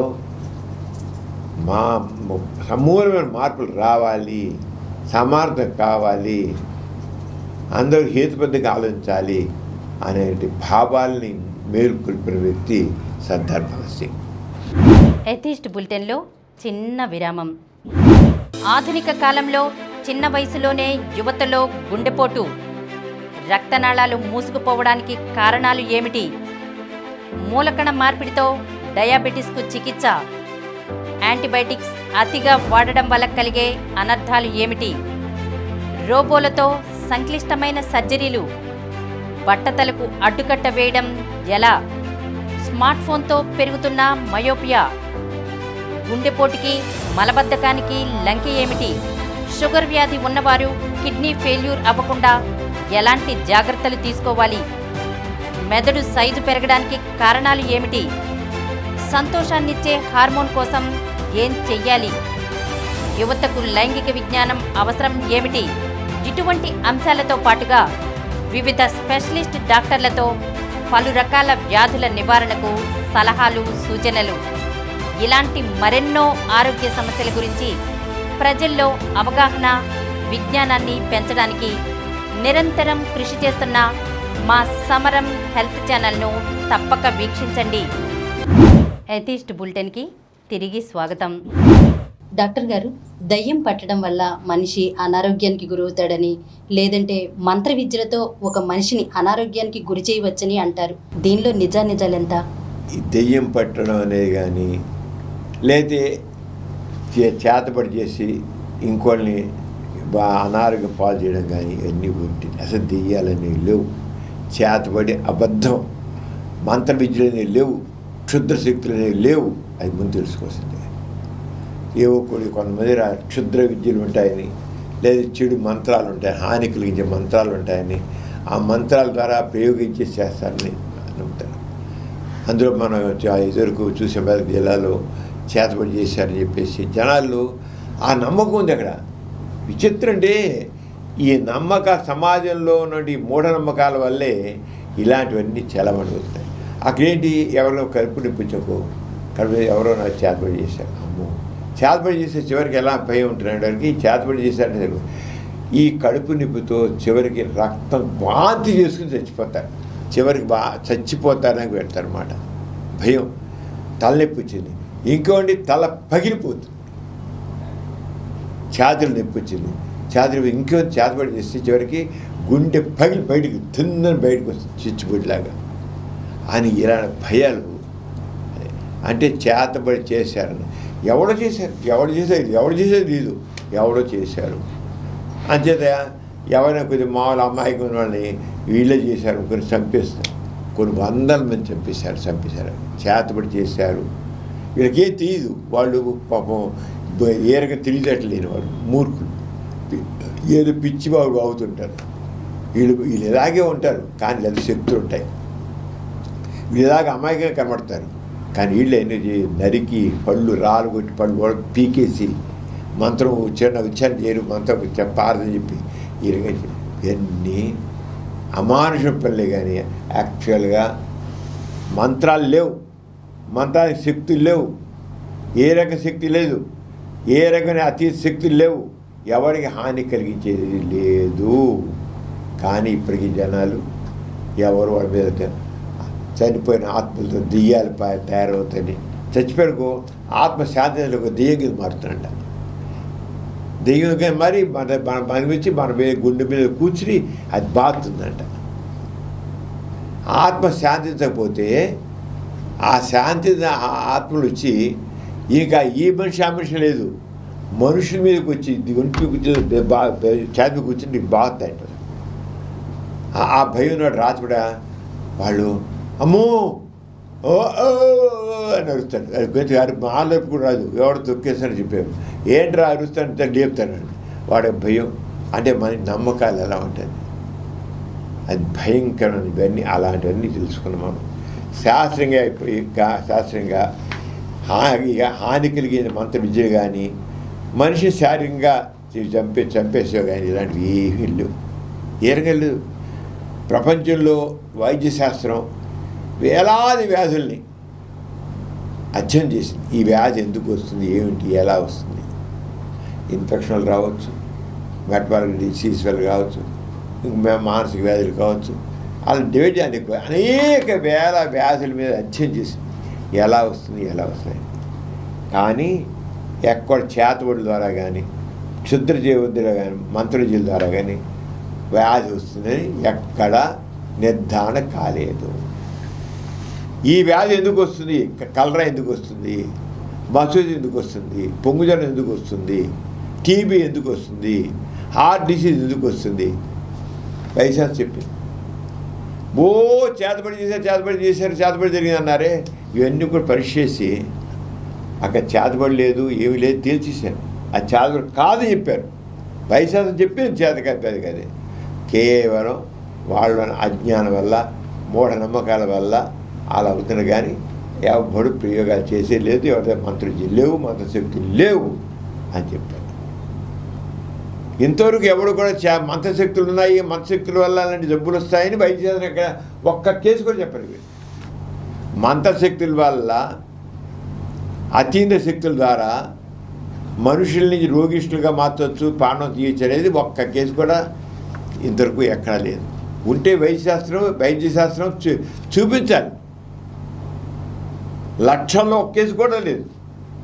కానీ సమాజంలో ఉన్న మూఢనమ్మకాల వల్ల దెయ్యం బట్టి ఇలా వస్తుంది, లేదా చేతబడి చేసి ఇలా వస్తుంది, క్షుద్ర రుచుల ద్వారా వస్తుంది ఈ జబ్బు అనేది ఎక్కడా లేదు. కానీ సమాజం నమ్మేదంత దేనివల్ల? అజ్ఞానం వల్ల, మూర్ఖత్వం వల్ల. అంచేత ఏమి లేదు మనం అంచేత ఎప్పుడైనా ఒక మనిషి అసాధారణ ప్రవర్తిస్తుంటే, భయం ఎత్తుకుంటే నేను జాగ్రత్త డాక్టర్కి చూస్తే డాక్టర్ అది మానసికంగా భయం వల్ల తెచ్చుకుందా ఏంటి తెలిసి చెప్తారు. అందుకని మనుషులు లేదే ఈ మూఢమ్మకి ఎంతవరకు వచ్చేసాయంటే, ఎంతవరకు ఉంటాయంటే, ఆ మనిషి డాక్టర్ గడు మంత్రమేశ్వరి దగ్గరికి వెళ్తాడు.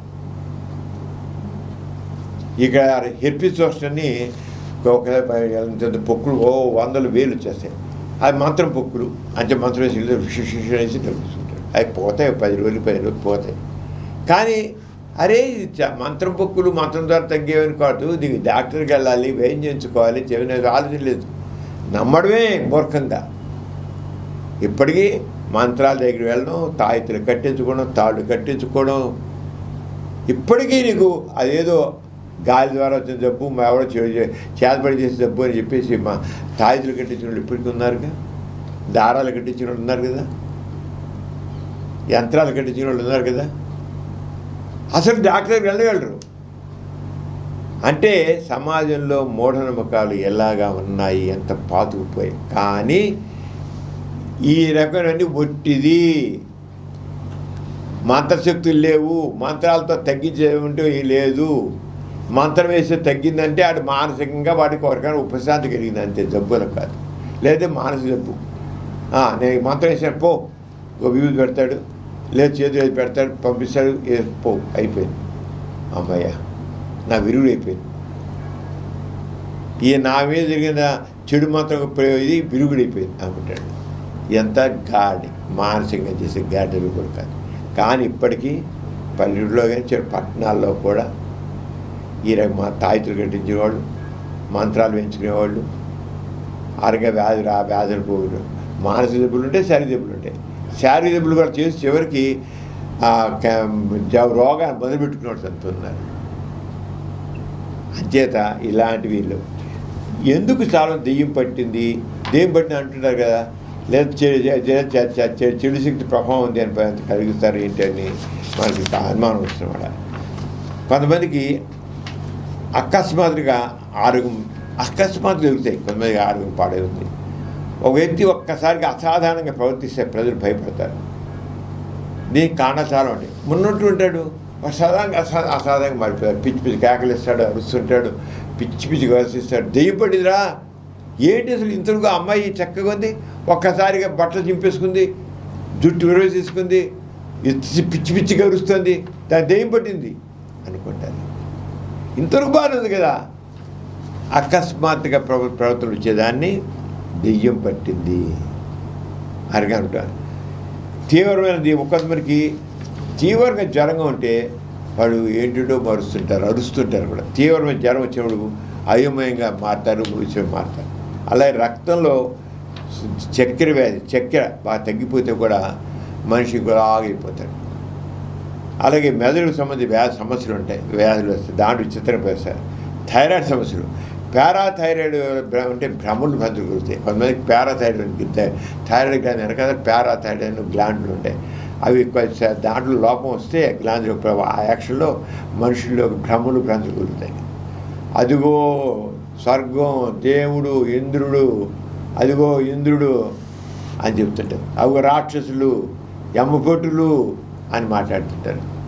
అరే మామూలుగా నాకు కదా ఇదేంటి, ఎవడు యమభటులు అంటాడు, స్వర్గం అంటాడు, నరకం అంటాడు, ఏంట్రా అని నేను బ్రహ్మను బ్రతకలేదు. మామూలు మనిషే, వాడికి ఏదో వాళ్ళు ఎవరో మంత్రప్రయోగం చేశారు, వాళ్ళు మారిపెట్టారు. కానీ ఇలాంటివన్నీ వైద్యశాస్త్రం పరిశీలించి ఇది కారణం అని చెప్పింది. కానీ జనం మూఢనమ్మకాలను బట్టి అసలు కారణం తెలుసుకోకుండా మంత్రాలు వేయించుకోవడం, తాయెత్తులు కట్టించుకోవడం ఇవన్నీ చేస్తున్నారు అన్నమాట. అలాగే కొన్ని మందులు కూడా లేని సైడ్ ఎఫెక్ట్స్ ఇస్తాయి.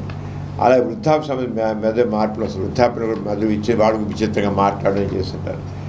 ఇంకా కొన్నిసార్లు వ్యక్తి వినబడుతుంటాయి శబ్దాలు, నాకు ఎక్కువ పరలోకం నుంచి మాటలు వినబడుతున్నాయి అంటాడు, హ్యాలుసినేషన్స్, ఇల్యూషన్స్ అంటాం. వినబడుతుంది. కొంతమందికి స్కిజోఫ్రెనియా అని ఒక వ్యాధి ఉంది, మానసిక వ్యాధి. మనిషి మామూలుగా ఉంటాడు కానీ నాకు శబ్దాలు పడుతాయి అంటారు. అలాగే ఎవరో వెంట పుడుతారు, నేను నడుస్తుంటే వెనకాదలా నా వెనకాద కత్తులు పట్టుకుని వస్తారండి, కర్రలు పట్టుకొస్తాను. ఇది చూసి ఎవరు లేరు అక్కడ, నువ్వు ఎందుకు లేదు చూడండి వెనకాదలా ఉన్నారు అక్కడ, వెనకాదల మనుషులు కత్తులు పెట్టుకుని కర్రలు పట్టుకుని నన్ను చంపడానికి వస్తున్నారు అంటాడు. ఇంట్లో ఉండి అది గోడ కాదు ఉన్నారు, ఆ తట్టు కింద ఉన్నారు, ఆ మంచం కింద ఉన్నారు, మనుషులు ఉన్నారు, ఎవరు ఉండరు. స్కిజోఫ్రెనియా దాంట్లో, పారనాయిడ్ స్కిజోఫ్రెనియా దాంట్లో ఇలాంటి భ్రమలు భ్రాంతులు వస్తాయి. వీడికి దెయ్యం పట్టిందిరా, దెయ్యం పట్టి వదిలేశాడు మందు వాడాలి. అసలు జబ్బు స్కిజోఫ్రెనియా, దానికి మందు వాడాలి, రెస్పిరేటరీ మందులు వేయాలి, అది వాడాలి. కానీ వీడికి దెయ్యం పట్టింది, భూతం పట్టింది అందులో బాగుతుందంటే ఎలా కుదురుతుంది? వైద్యశాస్త్రం తేల్చింది, ఏవైతే దెయ్యం పట్టింది, భూతం పట్టింది, మంత్రాలు వేశారు, మంత్రులు చెప్పి మంత్రాలు ప్రయోగించారు, అవన్నీ అన్నారే, ఇవన్నీ ఈ మానసిక జబ్బుల వల్ల మందు జబ్బులు, వీడు మా వైద్యం ఇది అని చెప్పినా కామన్ పీపుల్ ఇప్పటికీ వాటిని నమ్ముతూ ఉన్నారు. అంచేత మంత్ర విద్యలు అనేవి లేవు, కానీ మనుషుల్లో ఉన్న తరతరాలుగా వస్తున్న భావాలు, ఆ మూఢనమ్మకాలు వెంటాడుతూనే ఉన్నాయి. మాటలు వినబడుతున్నాయి అంటారు, కొంత దేవుడు మాట్లాడిపోయి దేవుడు మాట వినబడుతున్నాయి అంటారు, లేదా పొరలోంచి మాట, లేకపోతే ఎవడు నాకు ఏదో చేస్తుంది నాకు వినబడుతున్నాయి మాటలు అంటారు, నాకు వినబడుతున్నాయి, ఇది నాకు వస్తున్నాయి వినబడుతాయి, నిజంగా మనకి వినబడుతుంటాయి. అది మానసిక జబ్బు, నిజంగా వినబడుతుంటాయి వాడికి. అంటే అలా అనిపిస్తున్నాం శాంతి అనమాట. వాడు అలాగా ఒక్కసారిగా ప్రవర్తన మార్పు వస్తుంది, మార్పు తెలియదు ఏదో అయిపోయింది. దీన్ని ఇలాగ మానసిక వచ్చిందని ఉందాన్ని కొంతమంది చేతపడి చేశారు, దెయ్యం పట్టింది ఇలా అనుకుంటారు అన్నమాట. కొన్ని ఉన్నాయి నిద్రలో, కొంతమంది రాత్రి ఎవరో ఛాతి కూర్చున్నట్లు అనిపించింది, కథలేపోయాను అని అరుస్తారు వాళ్ళు. దీని ఏమంటారు, స్లీప్ పెరాలసిస్ అంటారు అన్నమాట. నిద్ర మరి మేలుకు మధ్య తాత్కాలిక ఈ చెప్పారు చాలామంది కొంతమంది స్లీప్ పెరాలసిస్ దాంట్లో ఇలా కూర్చుని గుద్దుతున్నట్లు చేసినట్లు అనిపిస్తుంది, అరుస్తారు, ఏం చేయలేపుతారు వాళ్ళని. ఓ వినేవాడికేమో ఓ అంటున్నారు, వాడి మాట్లాడకూడదు. కానీ వాడు అటు పూర్తిగా నిద్రపోలేడు, మధ్య మెలకువ రాదు. ఆ సందిగ్ధ అవస్థలో వాడు ఇరంగా పరిస్థితి. దెయ్యం పట్టింది రెడ్డికి, దెయ్యం చివరికి చెప్తాడు, పూర్తి మెలకు వచ్చాక లేపేస్తాడు, అరుస్తుంటే లేని చేసి ఒకసారి లేచిపోతాడు. పూర్తి ఏంటంటే నేనేం మాట్లాడలేదే, నాకు ఎవరు దెయ్యం వచ్చి మీద కూర్చొని ఏదో అంటారు, దెయ్యం వచ్చి కూర్చుంది నా చతివి నొక్కేసింది అంటారు. అవన్నీ ఏం లేవు, అవన్నీ కూడా స్లీప్ ప్రదర్శనగా దాంట్లో వస్తుంది. అలాగే సమాజంలో భయం వల్ల ఒక గ్రామంలో ఒక కుటుంబంలో ఒక ఇంట్లో దెయ్యం ఉంది అన్నట్లయితే ఇంకా అందరికీ ఏమో ఆ ఇంట్లో దెయ్యం వచ్చింది అన్నారు కదా, దెయ్యం ఉంది అన్నారు కదా, మనిషి కూడా వస్తుందేమో అనేసి గుండె వేగంగా కొట్టుకోవడం, చెమట పట్టడం, నిద్ర పట్టుకోవడం, ఆందోళన ఇలాంటివి కూడా వస్తాయి. ఇవన్నీ కూడా శారీరక మానసిక భయాల వల్ల శారీరకంగా కలిగే తప్ప నిజమే కాదు, చెమట పట్టే సమస్య కాదు అనమాట. మన దేశం చాలా కాలంగా వ్యాధులకు అతీత కారణాలుగా చెప్పి సాంప్రదాయం చాలా జబ్బులు రావడానికి కారణం ఏవో చేతబడి చేశారు, దెయ్యాలు, మంత్రాలు తగ్గిపోతాయి, ఇంతే. వైద్య విజ్ఞానం లేకపోవడం వల్ల మన భారతదేశంలో ఇంత చాలా ఇప్పటికీ ఆనాడు ఎక్కువ ఉన్నాయి, ఇంకా ఇప్పటికి కూడా మనకి ఇవన్నీ దెయ్యాలు పడడం వల్ల, చేతపడి చేయడం వల్ల, మంత్రాలు వేయడం వల్ల ఇవన్నీ మంత్రాలతోనే తగ్గుతాయి. ఈ జబ్బులు మంత్రాలతోనే తగ్గుతాయి. మంత్రాలు చేశాను కదా, మంత్రాలతోనే తగ్గుతాయి. దేవుడికి బలిస్తేనే ఇవి తగ్గుతాయి. అందుకనే గొర్రెల్ని, మేకల్ని, కోళ్ళని నోకాలమ్మ గుళ్ళు బలివడం ఉంటుంది. అంటే మన నమ్మకాలు ఎంత భయంకరంగా మన దేశంలో అలా ఉన్నాయి.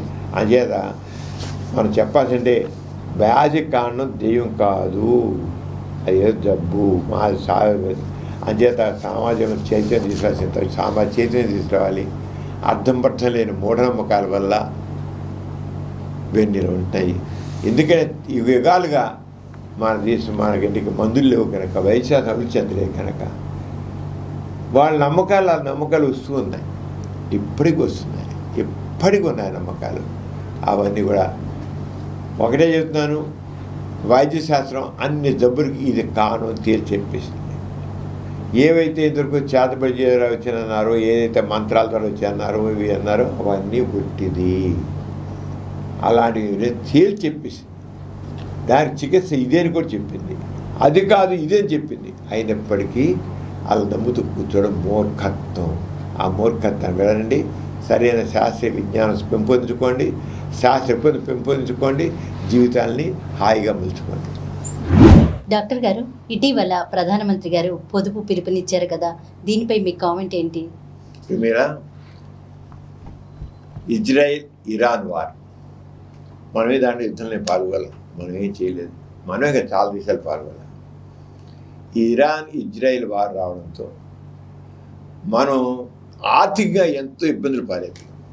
అరే మన దేశంలో వాళ్ళ దేశంలో ఏమాత్రం యుద్ధంలో పాల్గొలేదు, ఎవరు మన శత్రులు లేరు, ఎవ్వరు లేరు, ఎవరికి మన శత్రుత్వం కాదు, మిత్రుత్వం కలిగి మనం ఉన్నాం. ఎందుకని మన మోడీ గారు వెంటనే నా కాన్వాయ్లో కార్లు వేసాడు. ఆయన 2 కార్లు పెట్టుకున్నాడు కాన్వాయ్. మామూలుగా 15-20 కార్లు ఉంటాయి. అలాగే మన సీఎం గారు కూడా అలాగే కాన్వాయ్ సగం తగ్గించేయడం అన్నాడు అంతా. అలాగే అందరూ మంత్రికి అందరూ వెళ్ళిపోయారు. మంత్రులు అందరూ కూడా వీలైనంత వరకు బైక్ మీద కానీ సైకిల్ మీద కానీ వెళ్ళాలన్నాడు. బైక్ సైకిల్ మీద వెళ్ళంటాను అంతే. అలాగే మనం ఆంధ్రప్రదేశ్ చూస్తే మన మంత్రులు కొంత సైకిల్ దొక్కుంటూ వెళ్ళారు. మహారాష్ట్రలో అయితే ఒక ఆయన హైకోర్టు జడ్జి సైకిల్ దొక్కుంటూ వెళ్ళాడు ప్రధానమంత్రి గారి మాట మేర. అరే మన దేశం మేరా భారత్ మహాన్ అని చెప్పుకుంటూ భారతదేశం ఎంత అభివృద్ధి సాధించిందంటే ప్రపంచ దేశాల అగ్రదేశాల సరసన నిలబడిపోతుంది. 2040 నాటికి భారతదేశం అగ్రదేశాల సరసనే ఉంటుంది, లేదా నెంబర్ 1గానే ఉంటుందని ప్రధానమంత్రి గారు చెప్పారు. మనం కూడా చూద్దాం. వికసిత భారత్ అని మన స్లోగను. అది ప్రపంచ ఆర్థిక స్థితి ప్రకారం తీసుకున్నట్టయితే అమెరికా, ఇంగ్లాండు, ఫ్రాన్స్, తర్వాత జర్మనీ, వెనకాతల 4వ స్థాయిలో మనం ఉన్నాం. ఆర్థికంగా మనం ఆర్థికంగా 4వ స్టేజ్లో ఉన్నాం. అర్థతరసు అనమాట. అంత ఉన్నామని ఇంతవరకు చెప్తున్నాం. ఆయన ఒక్కసారిగా మీరు కార్లు వాడద్దు, సైకిల్ దొక్కండి, పబ్లిక్ ట్రాన్స్పోర్ట్ ఉపయోగించండి, వీళ్ళది పబ్లిక్ ట్రాన్స్పోర్ట్ ఉపయోగించండి, విమానాలు మారేయండి, విదేశీ ప్రయాణాలు వద్దు, మీరు గోల్డ్ కొనొద్దు, బంగారం కొనొద్దు.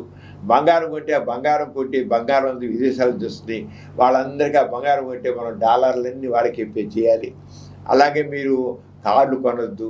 కారు కొనేది విదేశీ కారు కొన్నట్లయితే కార్లకి బంగారం రూపంలో మనం ఇవ్వాలి. మనకు బంగారం అంతా పోతుంది. మనం ఏది ఇంతకాలం బంగారంగా చూసుకున్నాం, ఆ బంగారం వెళ్ళిపోతుంది. మన ఆర్థికంగా చాలా బీదవాళ్ళు అయిపోతాము. అంచేత బంగారం కొనొద్దు, అది మర్చిపెట్టుకున్నాం. కార్లు కొనొద్దు, విదేశీ వస్తువులు కొనొద్దు అని ఎంత చెప్పాడు. అంటే ఎన్నో దేశాలు ఎఫెక్టే కాదు మన దేశం. మరి ఇంత ఇదిగా ఒక్కసారి ఆ హై లెవెల్ ఉంది దేశం. చివరికి మన గతి ఒక్క 3 వారాల్లోనే మన గతి అంత భయంకరంగా మారిపోయిందా? సామాన్యుడి ప్రశ్న అది.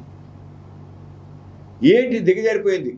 కాన్వాయ్ కార్లు వద్దు, మీరు పబ్లిక్ ట్రాన్స్పోర్ట్ ఎక్కండి, బస్సులు ఎక్కండి, సిటీ బస్ ఎక్కండి, లైన్ బస్ ఎక్కండి. మంత్రులకి, ఎమ్మెల్యేలకి, ఎంపీలకి ఏరోప్లేన్ వద్దు, వద్దు, 1000 విమానాలు క్యాన్సిల్డ్, ఫారెన్ వెళ్ళే విమానాలు క్యాన్సిల్డ్. What is this? అంటే ఇంత ఆర్థిక అది 3 వారాల్లోనే దేశం అంత చితికిపోయిందని సామాన్యుడు ఆలోచించాడు.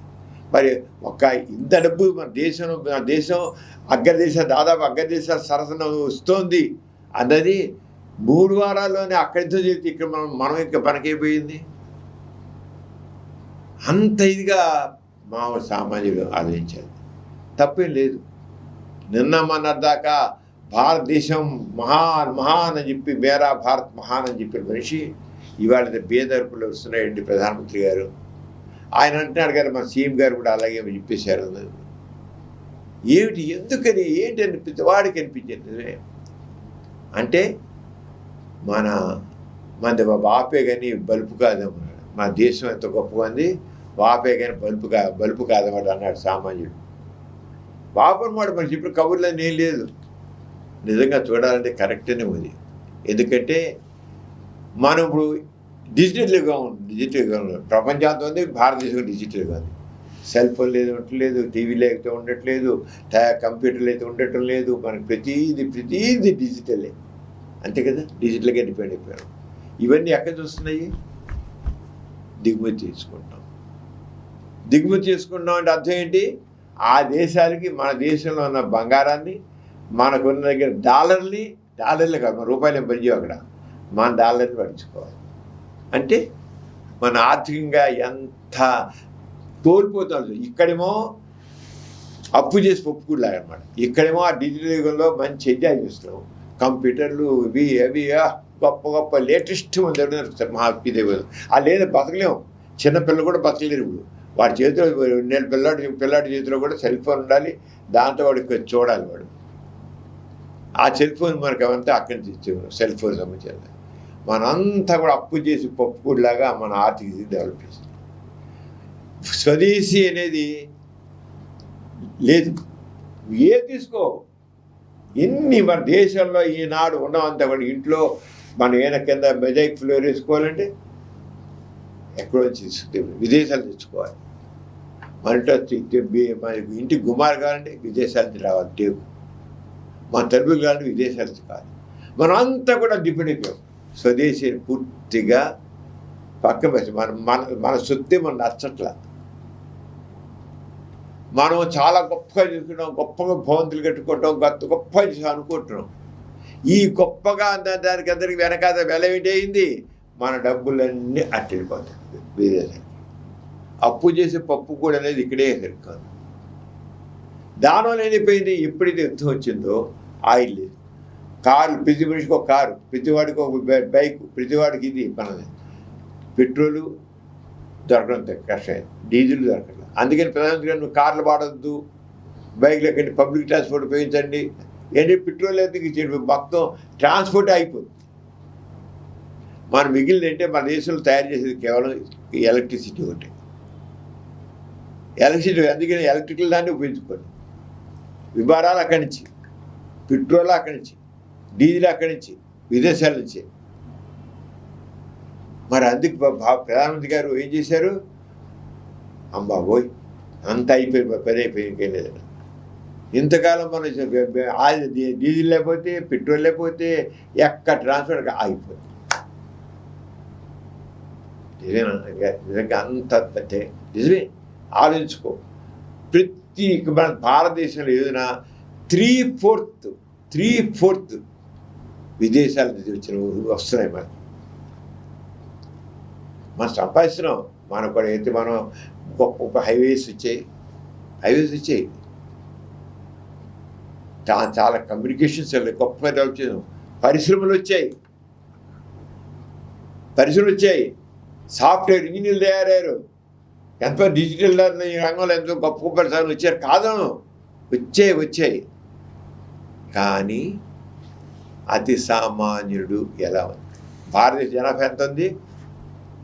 147 కోట్లు, 147 కోట్లు ఉంది భారతీయ జనాభా. ఇప్పుడు అవకాశాలు చూస్తే బాగా ఉద్యోగాలు ఇచ్చిన వాళ్ళు కానీ బాగా మంది కానీ పేదవాడు ఇంకా పేదవాడు ఉన్నాడు. పూర్వకాలం పేదవాడంటే ఒక పూట కూడా తిండి దొరికిన వాడు పూర్వకాలం. పేదవాడు అంటే ఎవడైనా పూర్వకాలం ఒక్క పూట కూడా తిండి దొరకకపోతే వాడు పేదవాడికి లెక్క. పేదరికం అంటే కట్టుకోవడం బట్ట లేదు, ఉండడానికి ఇల్లు లేదు, తినడానికి తిండి లేకపోవడం. ముఖ్యంగా తిండి లేకపోవడం, బట్ట వసతి కూడా కాదు, తినడానికి తిండితే పేదవాడికి లెక్క. ఈ రోజుల్లో పేదరికం డెఫినేషన్ మారిపోయింది. ఇప్పుడు తిండి దొరుకుతుంది, కానీ వాడి చదువుకోవడానికి విద్య కావాలి, జబ్బు వస్తే వైద్యం కావాలి, సరైన హాస్పిటల్ కావాలి, జబ్బు వస్తే వైద్యం కావాలి, ఉండడానికి వసతి మంచిగా ఒక చిన్న గదిలో అంతా సమస్తంగా. ఇప్పుడు చాలామంది ఇప్పుడు ఎంత ఒక్క గదిలో ఉంటారు. బొంబాయి వెళితే చిన్న గది, వాళ్ళలో మంచాలు ఒక గది ఉంటే ఆ గదిలో మంచాలు ఒక మంచి 4 మంచాలు కట్టుంటాయి గదిలో. మన స్లీపర్ ట్రైన్స్ 3 స్లీపర్ ట్రైన్స్ ఉంటాయి. ఆ రకంగా బొంబాయిలో గదిలో ఒక మంది పెట్టుకుంటాయి. ఒక చిన్న గది, ఆ గదిలో అలా ఉంటాయి. ఉండడానికి కూడా అంచేది ఒక మనుషులకు బయట పడుకోవడం కూడా బయట రోడ్డు మీద ఉండాల్సిందే. ఎంత వేల మంది ఉన్నారు. ఇదంతా మరి ఎందుకని ఏంటిది? ఇంకా మనకి ఎంతమంది ఉన్నారు అలాగా? సరైన వైద్యం, జబ్బు సరైన వైద్యం లేదు. కొంతమంది వైద్యం లేకపోతే కార్పొరేట్ వైద్యం, వాళ్ళు ఎంత చేసినా వాళ్ళు డబ్బులే ఉండవు వాళ్ళు. కార్పొరేట్ వైద్యం మరి మామూలుడికి సరైన వైద్యం లేదు, మామూలుడికి సరైన చదువు లేదు. ఈరోజు ఏంటి, నేను పేదవాడిని ఎందుకు అంటున్నా అంటే నాకు అందుబాటులో వైద్యం లేదు, చదువుకోవడం సరైన స్కూల్ లేదు, ఉండడానికి సరైన వసతి లేదు. ఇదంతా పేదరికం. అన్నమ్మ తింట ఏ లాభం? ఇవి లేకపోతే నాది పేదవాడికి లెక్క అంటున్నాడు సామాన్యుడు. అవి ఇంకా రాలే. మరి ఎందుకు రాలేదు? కొంతమందికి అవకాశాలు వచ్చాయి ఇక్కడ. అందుకని ఈ దేశం నాది అని గట్టిగా ఎవరు చెప్పుకోవట్లా. ఈ దేశం నాకేమి ఇచ్చింది, ఈ దేశం నాకేమి ఇచ్చింది, ఈ ప్రభుత్వం నాకేమి ఇచ్చింది, నా బతుకైనా బాగుందా, ఈ ప్రభుత్వం నాకేమి ఇచ్చింది, నాకేం ఒరిగింది అంటున్నాడు సామాన్యుడు. అందుకనే ఈ పొదుపు మంత్రం ఏదైతే చెప్పాడో, ఇప్పుడు ఈ పొదుపు మంత్రం మొదట్లో స్వాతంత్రం వచ్చిన దగ్గర నుంచి ఉన్నట్లయితే, ఇవాళ ప్రధానమంత్రి గారిని అన్నాం కాదు, ఈ పొదుపు మంత్రం మన స్వాతంత్రం వచ్చిన మొట్టమొదటి రోజు నుంచి పాటిస్తే, స్వదేశీ అనేది సరిగ్గా మనం పిలిస్తే మనకి భారతదేశం ఇలా విదేశీ వస్తువులు తెచ్చుకుని పెట్టుకునేవాడు కాదు, మనం డెవలప్ అయ్యేవాళ్ళం. చైనా ఒకనప్పుడు మనకంటే మించిన జనాభా, వాళ్ళ జనాభా ప్రపంచంలో అత్యధిక జనాభా భారతదేశం, నెక్స్ట్ చైనా. ఇదివరకు చైనాలో దారిద్ర్యం తగుండేది. ఇప్పుడు చైనా అనేక దేశాల్లో తన వస్తువులను మార్కెట్ చేసుకుంటుంది. చైనా మార్కెట్లు ప్రపంచంలో అన్ని దేశాలు ఉన్నాయి. భారతదేశ మార్కెట్ చెప్పమని ఎక్కడ? అంటే వాళ్ళ స్వదేశీ అన్నదాన్ని చైనా చాలా గొప్పగా ఉపయోగం చేసుకుంది. భారతదేశం నుంచి మహాత్మా గాంధీ గారు ఆరగానే స్వదేశీ స్వదేశీ స్వదేశీ అని తెగ చెప్పారు.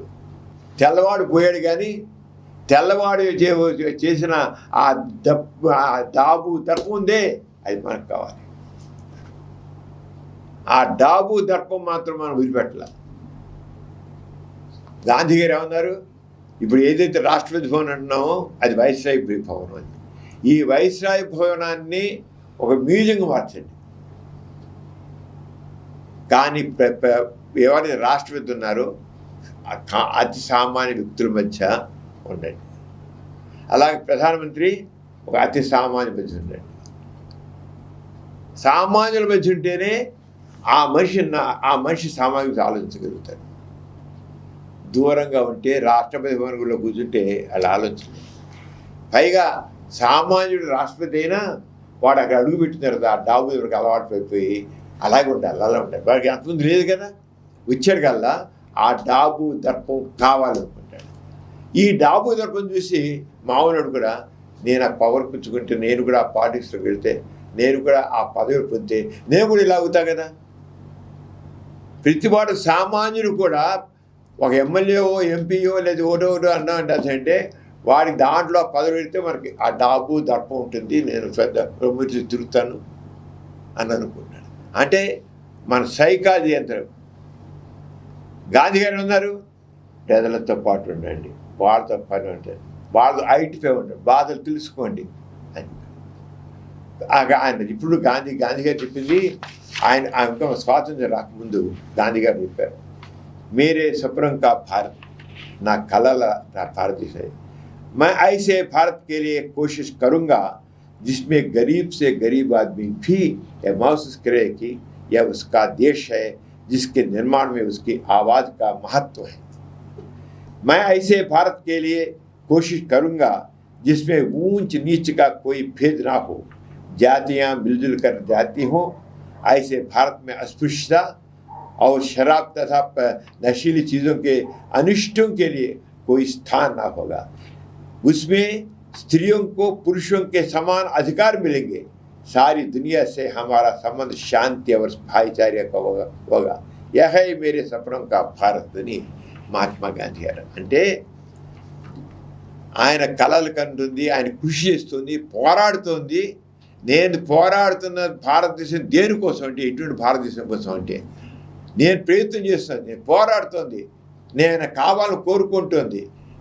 ఏ భారతదేశం కోసం నేను పోరాడుతున్న బ్రిటిష్ వాళ్ళతో ఎంత అదేంటంటే అత్యంత పేదవాడు కూడా ఇది తన దేశమని, దీని నిర్మాణంలో తన గొంతుకు విలువ ఉందని భావించే భారతదేశం కోసం కృషి చేస్తారు.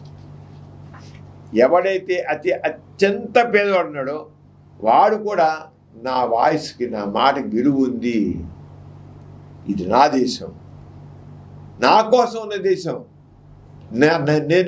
నేను కోరుకుంటున్న దేశం అని అత్యంత పేదవాడు కూడా అనుకోవాలన్నాడు. ఉన్నత నిమ్న వర్ణ భేదం లేని కులాల వారు సామరస్యంగా కలిసి జీవించే భారతదేశం కోసం నేను కృషి చేస్తాను. ఎక్కువ తక్కువ లేవు, అన్ని కులాలు సామరస్యంగా ఉండాలి.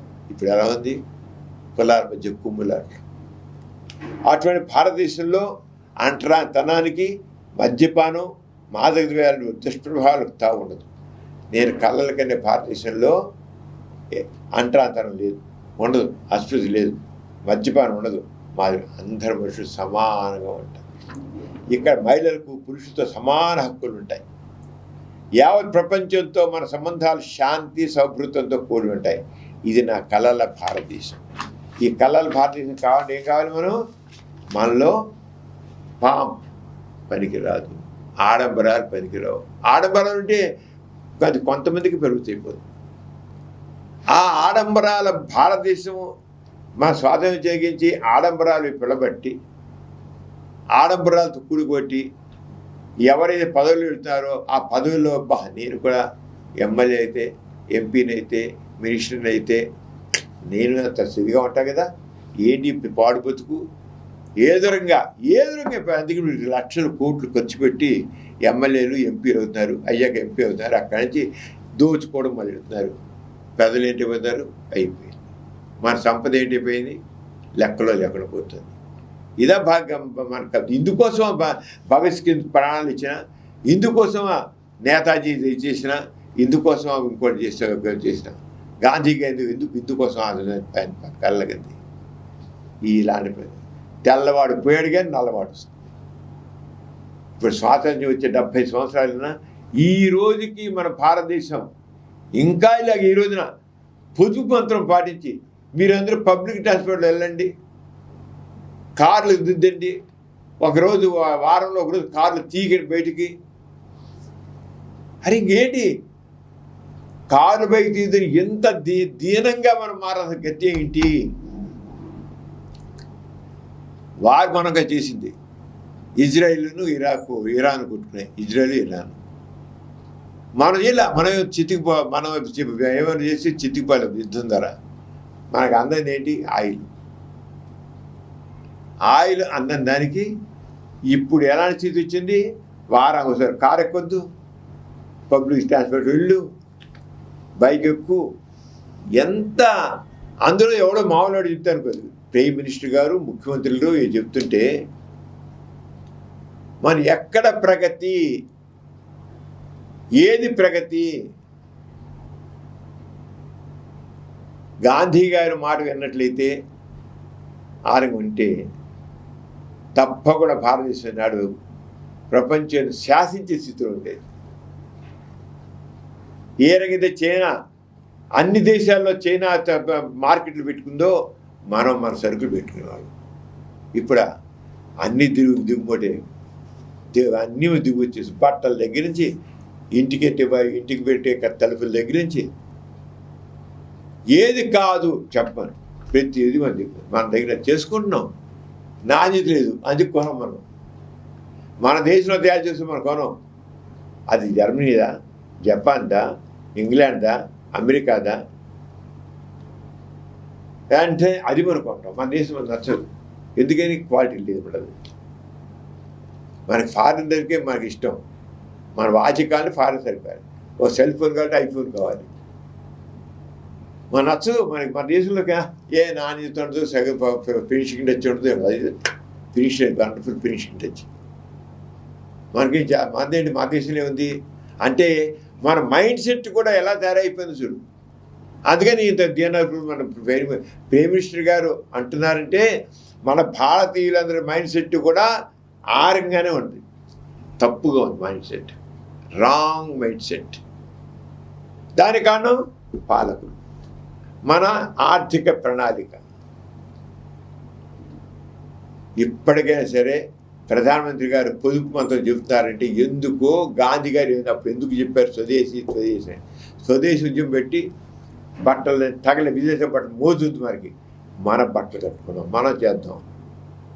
ఇక్కడ ఆ రోజు స్వదేశీ ఉద్యమం గాంధీ గారు ఉండి చేస్తే మీరు విదేశాల సంబంధించి ఏ వస్తువు కొనవద్దు అని అంటే బట్టలు అని వేసుకోవద్దు, విదేశాల బట్టలు వేసుకోవద్దు అంటే అక్కడ ఇక్కడ మానేస్తే బ్రిటన్లో ఉన్నటువంటి మిల్లులు మూతపడ్డాయి. బ్రిటన్లో, లండన్లో ఉన్న మిల్లులు మూతపడ్డాయి. అంటే గాంధీ గారి మాట ప్రకారం మన వాళ్ళు మన స్వదేశీ ఇక్కడ గాంధీ చేనేత బట్టలు ఈ బట్టలే కట్టుకున్నారు. మనం ఇప్పుడంతా ఫారిన్ రాదు. నచ్చదు. మన మైండ్ సెట్ ఇంత భయంకరంగా మారిపోయింది. భయంకరంగా మారిపోయింది. మారలేసింది కదా. కాను ఎవరు? ఒక సామాన్యుడేమో ఏంటి ఇలాగ మోడీ గారు ఇలాంటి పిలిపిస్తున్నారు, నేను ఎందుకు చేయాలి, నేను ఎందుకు దిగజారాల్సిన, నేను అంత బతికి ఈ రోజున నేను బైక్ మీద వాళ్ళ కారులో పోతాను, చవరి కార్లో పోతాను, లేకపోతే బెంజ్ కారులో పోతాను. మోడీ గారు ఏంటి, నా ఇష్టం కారు కొనుక్కుంటాను. కారు కొంటా ఉంటుంది కరెక్ట్. కొనే డబ్బు అంతా నీ కారుకి ఇచ్చే డబ్బులు గోల్డ్ అంతా వెళ్ళిపోతుంది మన దేశం నుంచి. మోడీ గారు నా బతికి నా డబ్బులు ఉన్నాయి, ఈ డబ్బులు కొంటాడు, కానీ అక్కడ ఇవ్వాల్సిన మాత్రం గోల్డ్ ఇవ్వాలి. ఏది మన చివరికి దివాలా, మన బ్యాంకు ఖాళీ, ఇంకెవరి విదేశాల వాళ్ళు మనకి ఏమరు. అప్పుడు మొదలవుతున్నా అసలు అడుక్కోవడం, మళ్ళీ మనం అడుక్కోవడం. మళ్ళీ ఇది ఆర్థిక పరిస్థితి. మనం ఇలాగే మోడీ గారి మాట వినకపోతే, గాంధీ గారి మాట వినకపోతే ఈ పరిస్థితి వచ్చినట్టునే. ఈ రోజున మోడీ గారి మాట వినకపోతే, మన సీఎం గారి మాట వినకపోతే మనం తప్పకుండా దివాలా తీస్తాం. మళ్ళీ మనం చాలా బీదరికలు వెళ్ళాలి. కానీ ఇది పాలకుల యొక్క వాళ్ళ యొక్క ప్రణాళికల యొక్క ఫెయిల్యూర్ అంటారు. నేను ఎందుకు స్వదేశీ పెంచలేదు? ఊరికి పేరుకి చేనేత వస్త్రాలు ఎగ్జిబిషన్ పెడతారు, సంవత్సరం ఒకసారి 2 సార్లు. మంత్రి గారు రిబ్బన్ కట్ చేస్తాడు, చేనేత చీరలు చేనేత బట్టలు. ఎవడు వెళ్ళుకుంటున్నాడు అంటే మనం మోజంతా విదేశాల మీద మోజు, విదేశీ వస్త్రాల మీద మోజు, విదేశీ వస్తువుల మీద మోజు, మన చదువులేని విదేశీ చదువుల మీద మోజు. అందుచేత ఇవాళ మోడీ గారు పిలిపించారు కానీ అలా కాదని చెప్పేది. మనలో మన ప్రణాళిక లేని కూడా స్వదేశీ మీద ఉండాలి.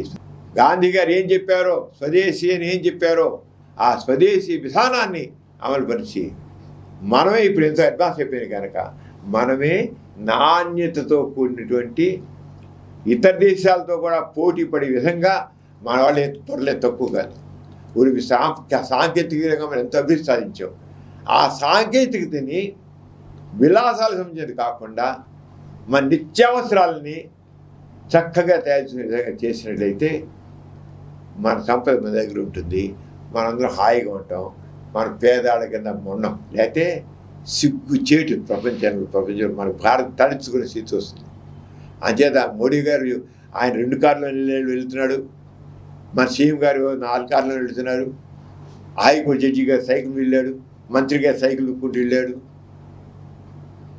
అని మనం నవ్వులాటగా చెప్పుకున్నాం. కానీ ఈ నవ్వులాట నిజం అవుతుంది, కొంతకాలంపై ఇలాగే ఉంటే మాత్రం నిజం అవుతుంది. అంచేత ప్రభుత్వ పాలసీలన్నీ కూడా దేశీయ సంబంధించిన స్వదేశానికి సంబంధించిన వాటి మీద ఎక్కువ చేయాలి, విదేశాల సంబంధించిన బాగా తగ్గించాలి. గాంధీ గారు ఏది చెప్పారో స్వదేశీ ఏది చెప్పారో ఆ స్వదేశీ సూత్రాన్ని పాటించాలి. అలా చేస్తే మోదీ గారు ఇచ్చిన పిలుపు అది నవ్వుతాలు కాదు, ఆయన పైకి చెప్పరే కల చెప్పాడు. ఆయన హృదయం తెలుసు, ఆయన బాగా తెలుసు. ఇవాళ మనం సరిగ్గా స్వదేశీ అనే దాన్ని పాటించకపోతే, విదేశాలకు మన సంపద ఇచ్చుకోకపోతే మనం చక్కగా అభివృద్ధి చెందుతామనే ఉద్దేశం. అది తప్పున అందరూ పేదలందరికీ అర్థం చేయాలి. కానీ ఈ విదేశీ వస్తువులు మోస్తూ ఉన్నటువంటి పాలకులు లెగించి కిందాక ఇది మైండ్ సెట్ త్వరగా మారదు.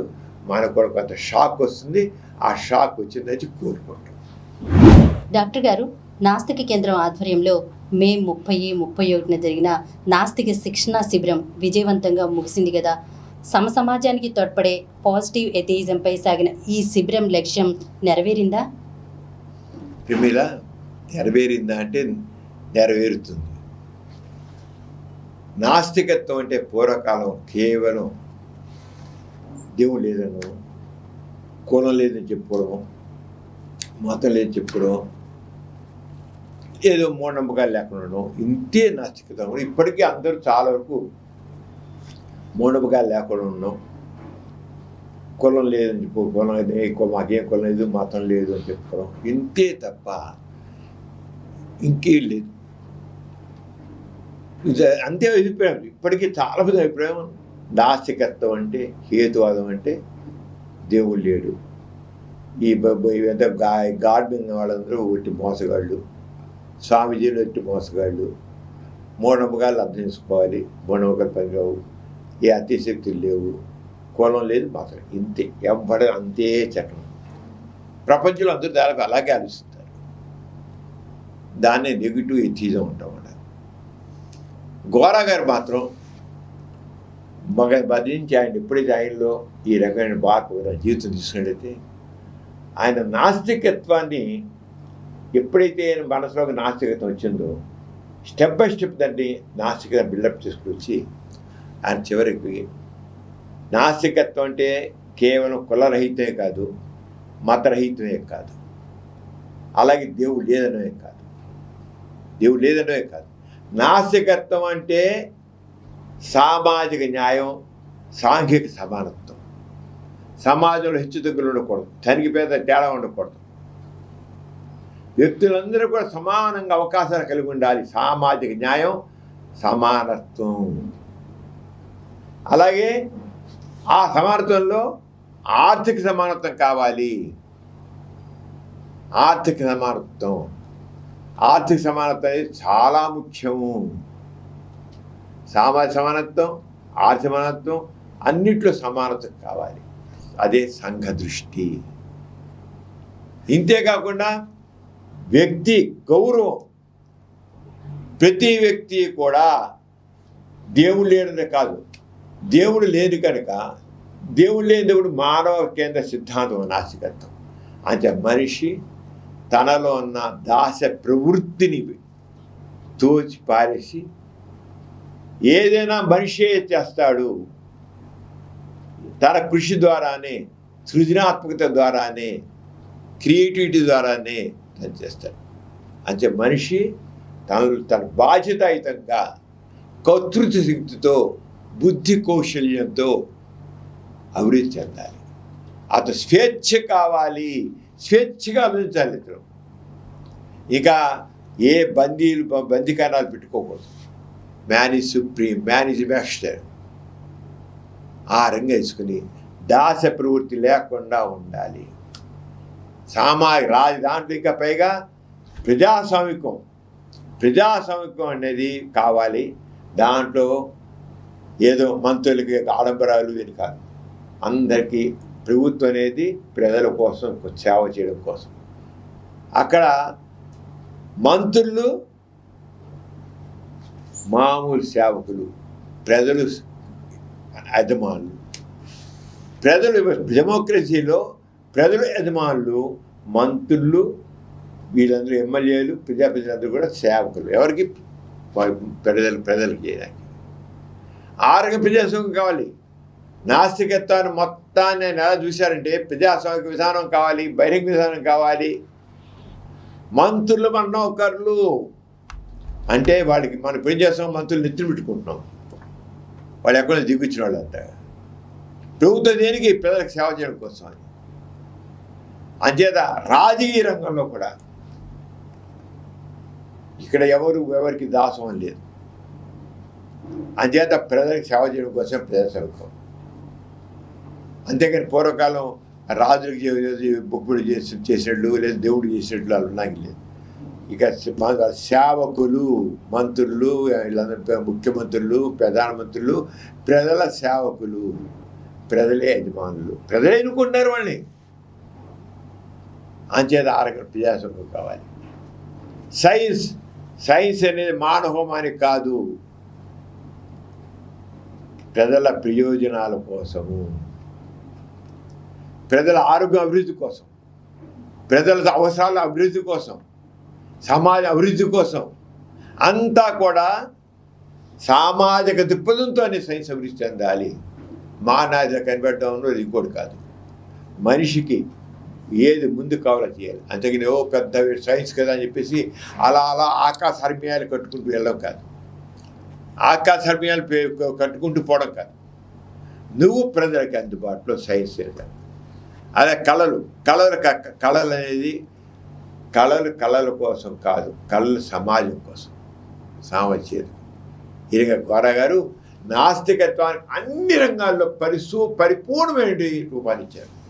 ప్రపంచంలో నాస్తికత్వానికి పరిపూర్ణమైన రూపం ఇచ్చిన వ్యక్తి ద్వారా దాన్ని పాజిటివ్ ఎథిజం పేరు పెట్టారు. పాజిటివ్ ఎథిజం, నాస్తికత్వానికి పాజిటివ్ ఎథిజం. ఈ పాజిటివ్ ఎథిజం అనేది మరి సరైన రూపం ఇచ్చేసి దాని గురించి అందరికీ అర్థం కావాలి. నాస్తికత్వం అంటే చెప్పిన కేవలం కులరహితం, మతరహితమే కాదు. నాస్తికత్వం కాదు, అన్ని రంగాల్లో కూడా నాస్తిక చైతన్యం కావాలి. మ్యాన్ ఈజ్ సుప్రీం అంచే ఆర్గనైజ్ చేయాలి. అది ఈ విషయాల్ని గోర గారు ఏ నాస్తికతను ప్రతిపాదించారో అది అందరికీ అర్థమయ్యే రీతిలో ఇక్కడ తరగతులు నిర్వహించడం జరిగింది. అందరికీ చాలా నిష్ణాతులైనటి ఆ వక్తలు ఆ గోర గారి ప్రతిపాదించిన పార్టీ అని అర్థమయ్యేలాగా అందరికీ చెప్పడం జరిగింది. చాలా చక్కగా ఈ విషయాన్ని ఎంత కూలంకషంగా చెప్పడం జరిగింది, కూలంకషంగా చెప్పడం జరిగింది. సృష్టి ఆవిర్భావం కానివచ్చు, సైన్స్ లేటెస్ట్గా సైన్స్ను ఎంత అడ్వాన్స్ అయింది, సమాజానికి ఏ రంగా ప్రయోజనం చేకూర్చాలి, ఏ రంగా కావాలని చెప్పిన గురించి, అలాగే అనేక మూఢనమ్మకాల గురించి ఇదేని కదా అన్ని విషయాలు science, atheism politics, atheism economics, atheism arts, ఈ విధంగా ప్రతి దాన్ని విశ్లేషించి చెప్పడం జరిగింది. మెయిన్గా ఈ శిబిరం యొక్క విశేషత ఏంటంటే ఏదైతే గోరగారు పాజిటివ్ ప్రతిపాదించారో దాని గురించి సరైన అవగాహన కలిగించే నాస్తికత్వం అంటే ఇది, నాస్తిక జీవిత విధానం అంటే ఇది అని స్పష్టంగా చెప్పడం కోసం పెట్టండి. అదంతా దీంట్లో సక్సెస్ అవ్వడం జరిగింది. ఏది చెప్పిన మామూలుగా నాస్తికత్వం చెప్పా కదా, దేవుడు లేదన్నాం, మా కులం లేదు, మతం లేదన్నాం, లేదు మూఢనమ్మకాలు లేవన్నాం, అంతది అయిపోయిందా? నో, నాస్తికత అంతేకాదు. నాస్తికత అంటే సామాజికంగా, రాజకీయంగా అన్ని రంగాల్లోనూ కూడా నాస్తికత్వం ఎలా ఉంటుంది, అప్పుడే పరిపూర్ణంగా సమాజం ఏర్పడుతుంది. గౌరా గారు కళ్ళ కన్నా నాస్తికత్వం అది. దాన్ని ఒక చక్క అందరికీ అర్థమయ్యే రీతిలో చెప్పడం జరిగింది. ఈ విశేషాలని కూడా మనం ముందు మనం ఎథిస్ట్ అంటే ఛానల్లోను, పాజిటివ్ తెలుగు ఛానల్లోను అన్ని చోట్ల పెడతాం. అన్ని చోట్ల వరుసగా వస్తాయి. చాలా చక్కగా జరిగింది. ఏంటంటే అందరూ కూడా చాలా చక్కగా నాలెడ్జ్ చక్కగా నన్ను అవగాహన కలిగించడం అన్నారు. అంచేత ఇప్పుడు మన వాళ్ళు చెప్పేది ఏంటంటే మన ప్రేక్షకులకి మీరు చూడండి ఆ ఎథిజం ఛానల్లో, పాజిటివ్ తెలుగు ఛానల్లో, అలా ఎథిజం ఛానల్లో వీటిని పెట్టడం జరుగుతుంది. అయితే మనం పూర్తిగా అంత పెట్టడం కొద్దిగా వీరందరూ పెడతాం. కానీ ఇక మళ్ళీ ముందు ఇంకా శిబిరాలు నిర్వహిద్దాం. మీరు రండి, పాల్గొండి. ఏదైతే గోరా గారు సన్నిధితంగా చెప్పారో పాజిటివ్ అది జనాలను తీసుకెళ్దాం. లేకపోతే ఏంటంటే పాజిటివ్ అంటే కేవలం ఏదో చిన్న ఏదో ఇది కాదు, అది కాదు, ఏ కులం లేదనో, మతం లేదో, దేవుడు లేదో, ఇంతే నాస్తికత్వం. నాస్తికత్వం కాదు. నాస్తికత్వం ఒక పరిపూర్ణమైన జీవన విధానం. ఆస్తికత్వం జీవన విధానం అయితే నాస్తికత్వం అంతకంటే ఉన్నతమైన జీవన విధానం. ఆస్తికత్వానికి మించింది, అన్ని రకాలుగా మనుషులకు ఉపయోగపడేది, మనిషి గౌరవాన్ని ఇచ్చేది, మనిషి శక్తి సమాజం బయటికి తీసేది. అలాంటిది నాస్తికత్వం. అన్ని రంగాలు, ఈ రంగం కాదు, రాజకీయ రంగం కావచ్చు, కళారంగం కావచ్చు, సాహిత్య రంగం కావచ్చు, ఏ రంగమైనా సరే అన్ని రంగాలు కూడా పైకి చూపించి చక్కని సమాజాన్ని నిర్మించడానికి కోసం అన్నమాట. గోర గారు ప్రతిపాదించిన పాజిటివ్ ఎథిజాన్ని బేస్ చేసుకుని అందరికీ అవగాహన కలిగించడం కోసం మెయిన్గా ఎథిజం అనేది ఏమిటి, గోరా గారు ఎందుకు ఎథిజం అన్నారు, అసలు ఎథిజం అంటే ఏంటి, అసలు గోరా గారు ప్రతిపాదించిన ఎథిజం ఏంటి అని తెలుసుకోవడం కోసం అని. మామూలుగా ఎథిజం అంటే నాస్తికత్వం అంటే కేవలం దేవుడు లేడు అంటారు, లేదా కులం లేదు, మతం లేదంటారు. దేవుడు లేనంత మాత్రాన అది నాస్తిక జీవితం. ఆస్తికత్వం ఒక జీవిత విధానం, ఎస్టాబ్లిష్ అయిన జీవిత విధానం ఆస్తికత్వం. ఆరగైన నాస్తికత్వం కూడా ఒక ప్రత్యామ్నాయంగా ఒక జీవిత విధానంగా గోరా గారు ఏర్పాటు చేశారు. ప్రపంచంలో ఎవరు కూడా నాస్తికత్వాన్ని ఒక జీవిత విధానంగా రూపొందించే వాళ్ళు కేవలం ఒకే ఒక వ్యక్తి, దట్ గోరా. నాస్తికత్వాన్ని ఒక జీవిత విధానంగా అన్ని రంగాల్లో, అది ఆర్థిక రంగం కావచ్చు, సాంఘిక రంగం కావచ్చు, నైతిక రంగం కావచ్చు, విద్యారంగం కావచ్చు, సైన్స్ రంగం కావచ్చు, సాంకేతిక రంగం కావచ్చు, ఏ రంగం ఈ రంగం ఆ రంగం కాదు, అన్ని రంగాల్లో కూడా ఇది నాస్తికత్వం. అంటే ఈ రంగం ఒకటి నాస్తిక జీవిత విధానాన్ని రూపించిన వ్యక్తి గోరా. అది ముందు కూడా మనం చాలా జరుగుతాం. నేను మరి ఈ రంగా దాంట్లో చెప్పడం జరిగింది. అవన్నీ చూడండి, చూసి వివరాలు తెలుస్తాయని నేను కోరుతున్నాను. ప్రీమియర్ ఇవాళ మనం చాలా విషయాలు తెలుసుకుందాం. సమరం ఛానల్స్లో 20 ఛానల్స్ ఉన్నాయి. అవి అన్నీ కూడా సామాజిక చైతన్యం తీసుకురావడానికి అన్ని రంగాల్లో, చిన్నపిల్లల నుంచి మహిళల దగ్గర నుంచి యువతకి అందరికీ అన్ని రకాలుగా ఇదే కారణం. దాదాపు 20 ఛానల్స్ 20 విషయాల మీద ఫోకస్ చేసి మనం తీసుకొస్తున్నాం.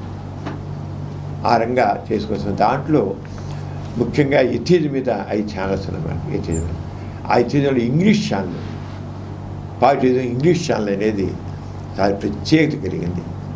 ఇంతవరకు చెప్పాను కదా, ఎథిజం అంటే ప్రపంచంలో ఇతర దేశాల్లో కూడా కేవలం దేవుడు లేదన్నమే, తెల్ల నల్ల తేడా లేకుండా అంతే తప్ప ఎవరికి సరైన అవగాహన లేదు. కేవలం బైబిల్ తిట్టడం, లేదా గాడ్ మీద తిట్టడం, ఇంతే తప్ప తిట్టడం వల్ల మార్పే వస్తుంది. దేవుడు లేదన్నావు, అది అబద్ధం అన్నావు, ఇంకా పక్కన బారే, ఇంకెందుకు ఈ గ్రంథాలను తప్పన్నావు, పక్కన బారే. నువ్వు ఏం చెప్పలుచుకున్నావు, నువ్వు ఏం చెప్తున్నావు, నీ సిద్ధాంతం, వాడు వారి సిద్ధాంతం చెప్పారు, నువ్వు ఏం చెప్తున్నావు. అది గోరా గారు చేసి గొప్ప విశేషం. గోరా గారి అంటే పాజిటివ్ అందుకే అన్నారు. దేవుడు లేనావు, ఇవన్నీ పుస్తకాలన్నీ బాగా దైవ సంబంధం కాదని తప్ప ఏమి లేదు, వేస్ట్ అన్నావు, పారే దమ్ముచి. ఇంకా దమ్ముచి గొంగళలో కూర్చుని వెటుకులేయడం ఏంటి, అది గొంగళంతా, దాని ఉన్న అన్ని అబద్ధాలు ఎందుకు తోసిపెట్టి ఒకసారి గొంగళి దాని వెటుకులని చెప్పేసి తోసి పక్కన పరిచేయి. నువ్వు ఏం చేయగలదో చెప్పేది గోరాగా చేసే గొప్ప విశేషం ఉన్న పాజిటివ్. దాన్ని చక్కగా ప్రపంచ దేశాలు చేయడం కోసం పాజిటివ్ ఇంగ్లీష్ ఛానల్ కూడా నడుపుతున్నాం. దాంట్లోవన్నీ పెడుతున్నాం. చాలా చక్కగా చేసుకున్నారు. మన దేశంలో కూడా ఇంకా చాలామంది ఇంగ్లీషు, మన ఎందుకంటే అనేక రాష్ట్రాలు ఉన్నాయి, అనేక భాషలు ఉన్నాయి, కానీ ఇంగ్లీష్ చాలామందికి వచ్చు కనుక మీరు విదేశాల్లోనే కాదు మన దేశంలో కూడా చాలామంది ఇతర రాష్ట్రాల వాళ్ళు, అది బెంగాల్ కావచ్చు, అస్సాం కావచ్చు, లేకపోతే మహారాష్ట్ర కావచ్చు, గుజరాత్ కావచ్చు, ఆ దేశాల వాళ్ళు కూడా, ఆ రాష్ట్రాల వాళ్ళు కూడా మనం దీన్ని చూస్తున్నారు. ఇంగ్లీష్ ఛానల్ చాలా హర్షిస్తున్నారు. ఇంకా చూడాలి, ఇంకా తెలుసు మాట్లాడండి. మీరందరూ చూస్తున్నారు, ఇంగ్లీష్ ఛానల్ చూడాలని కోరుతున్నాను.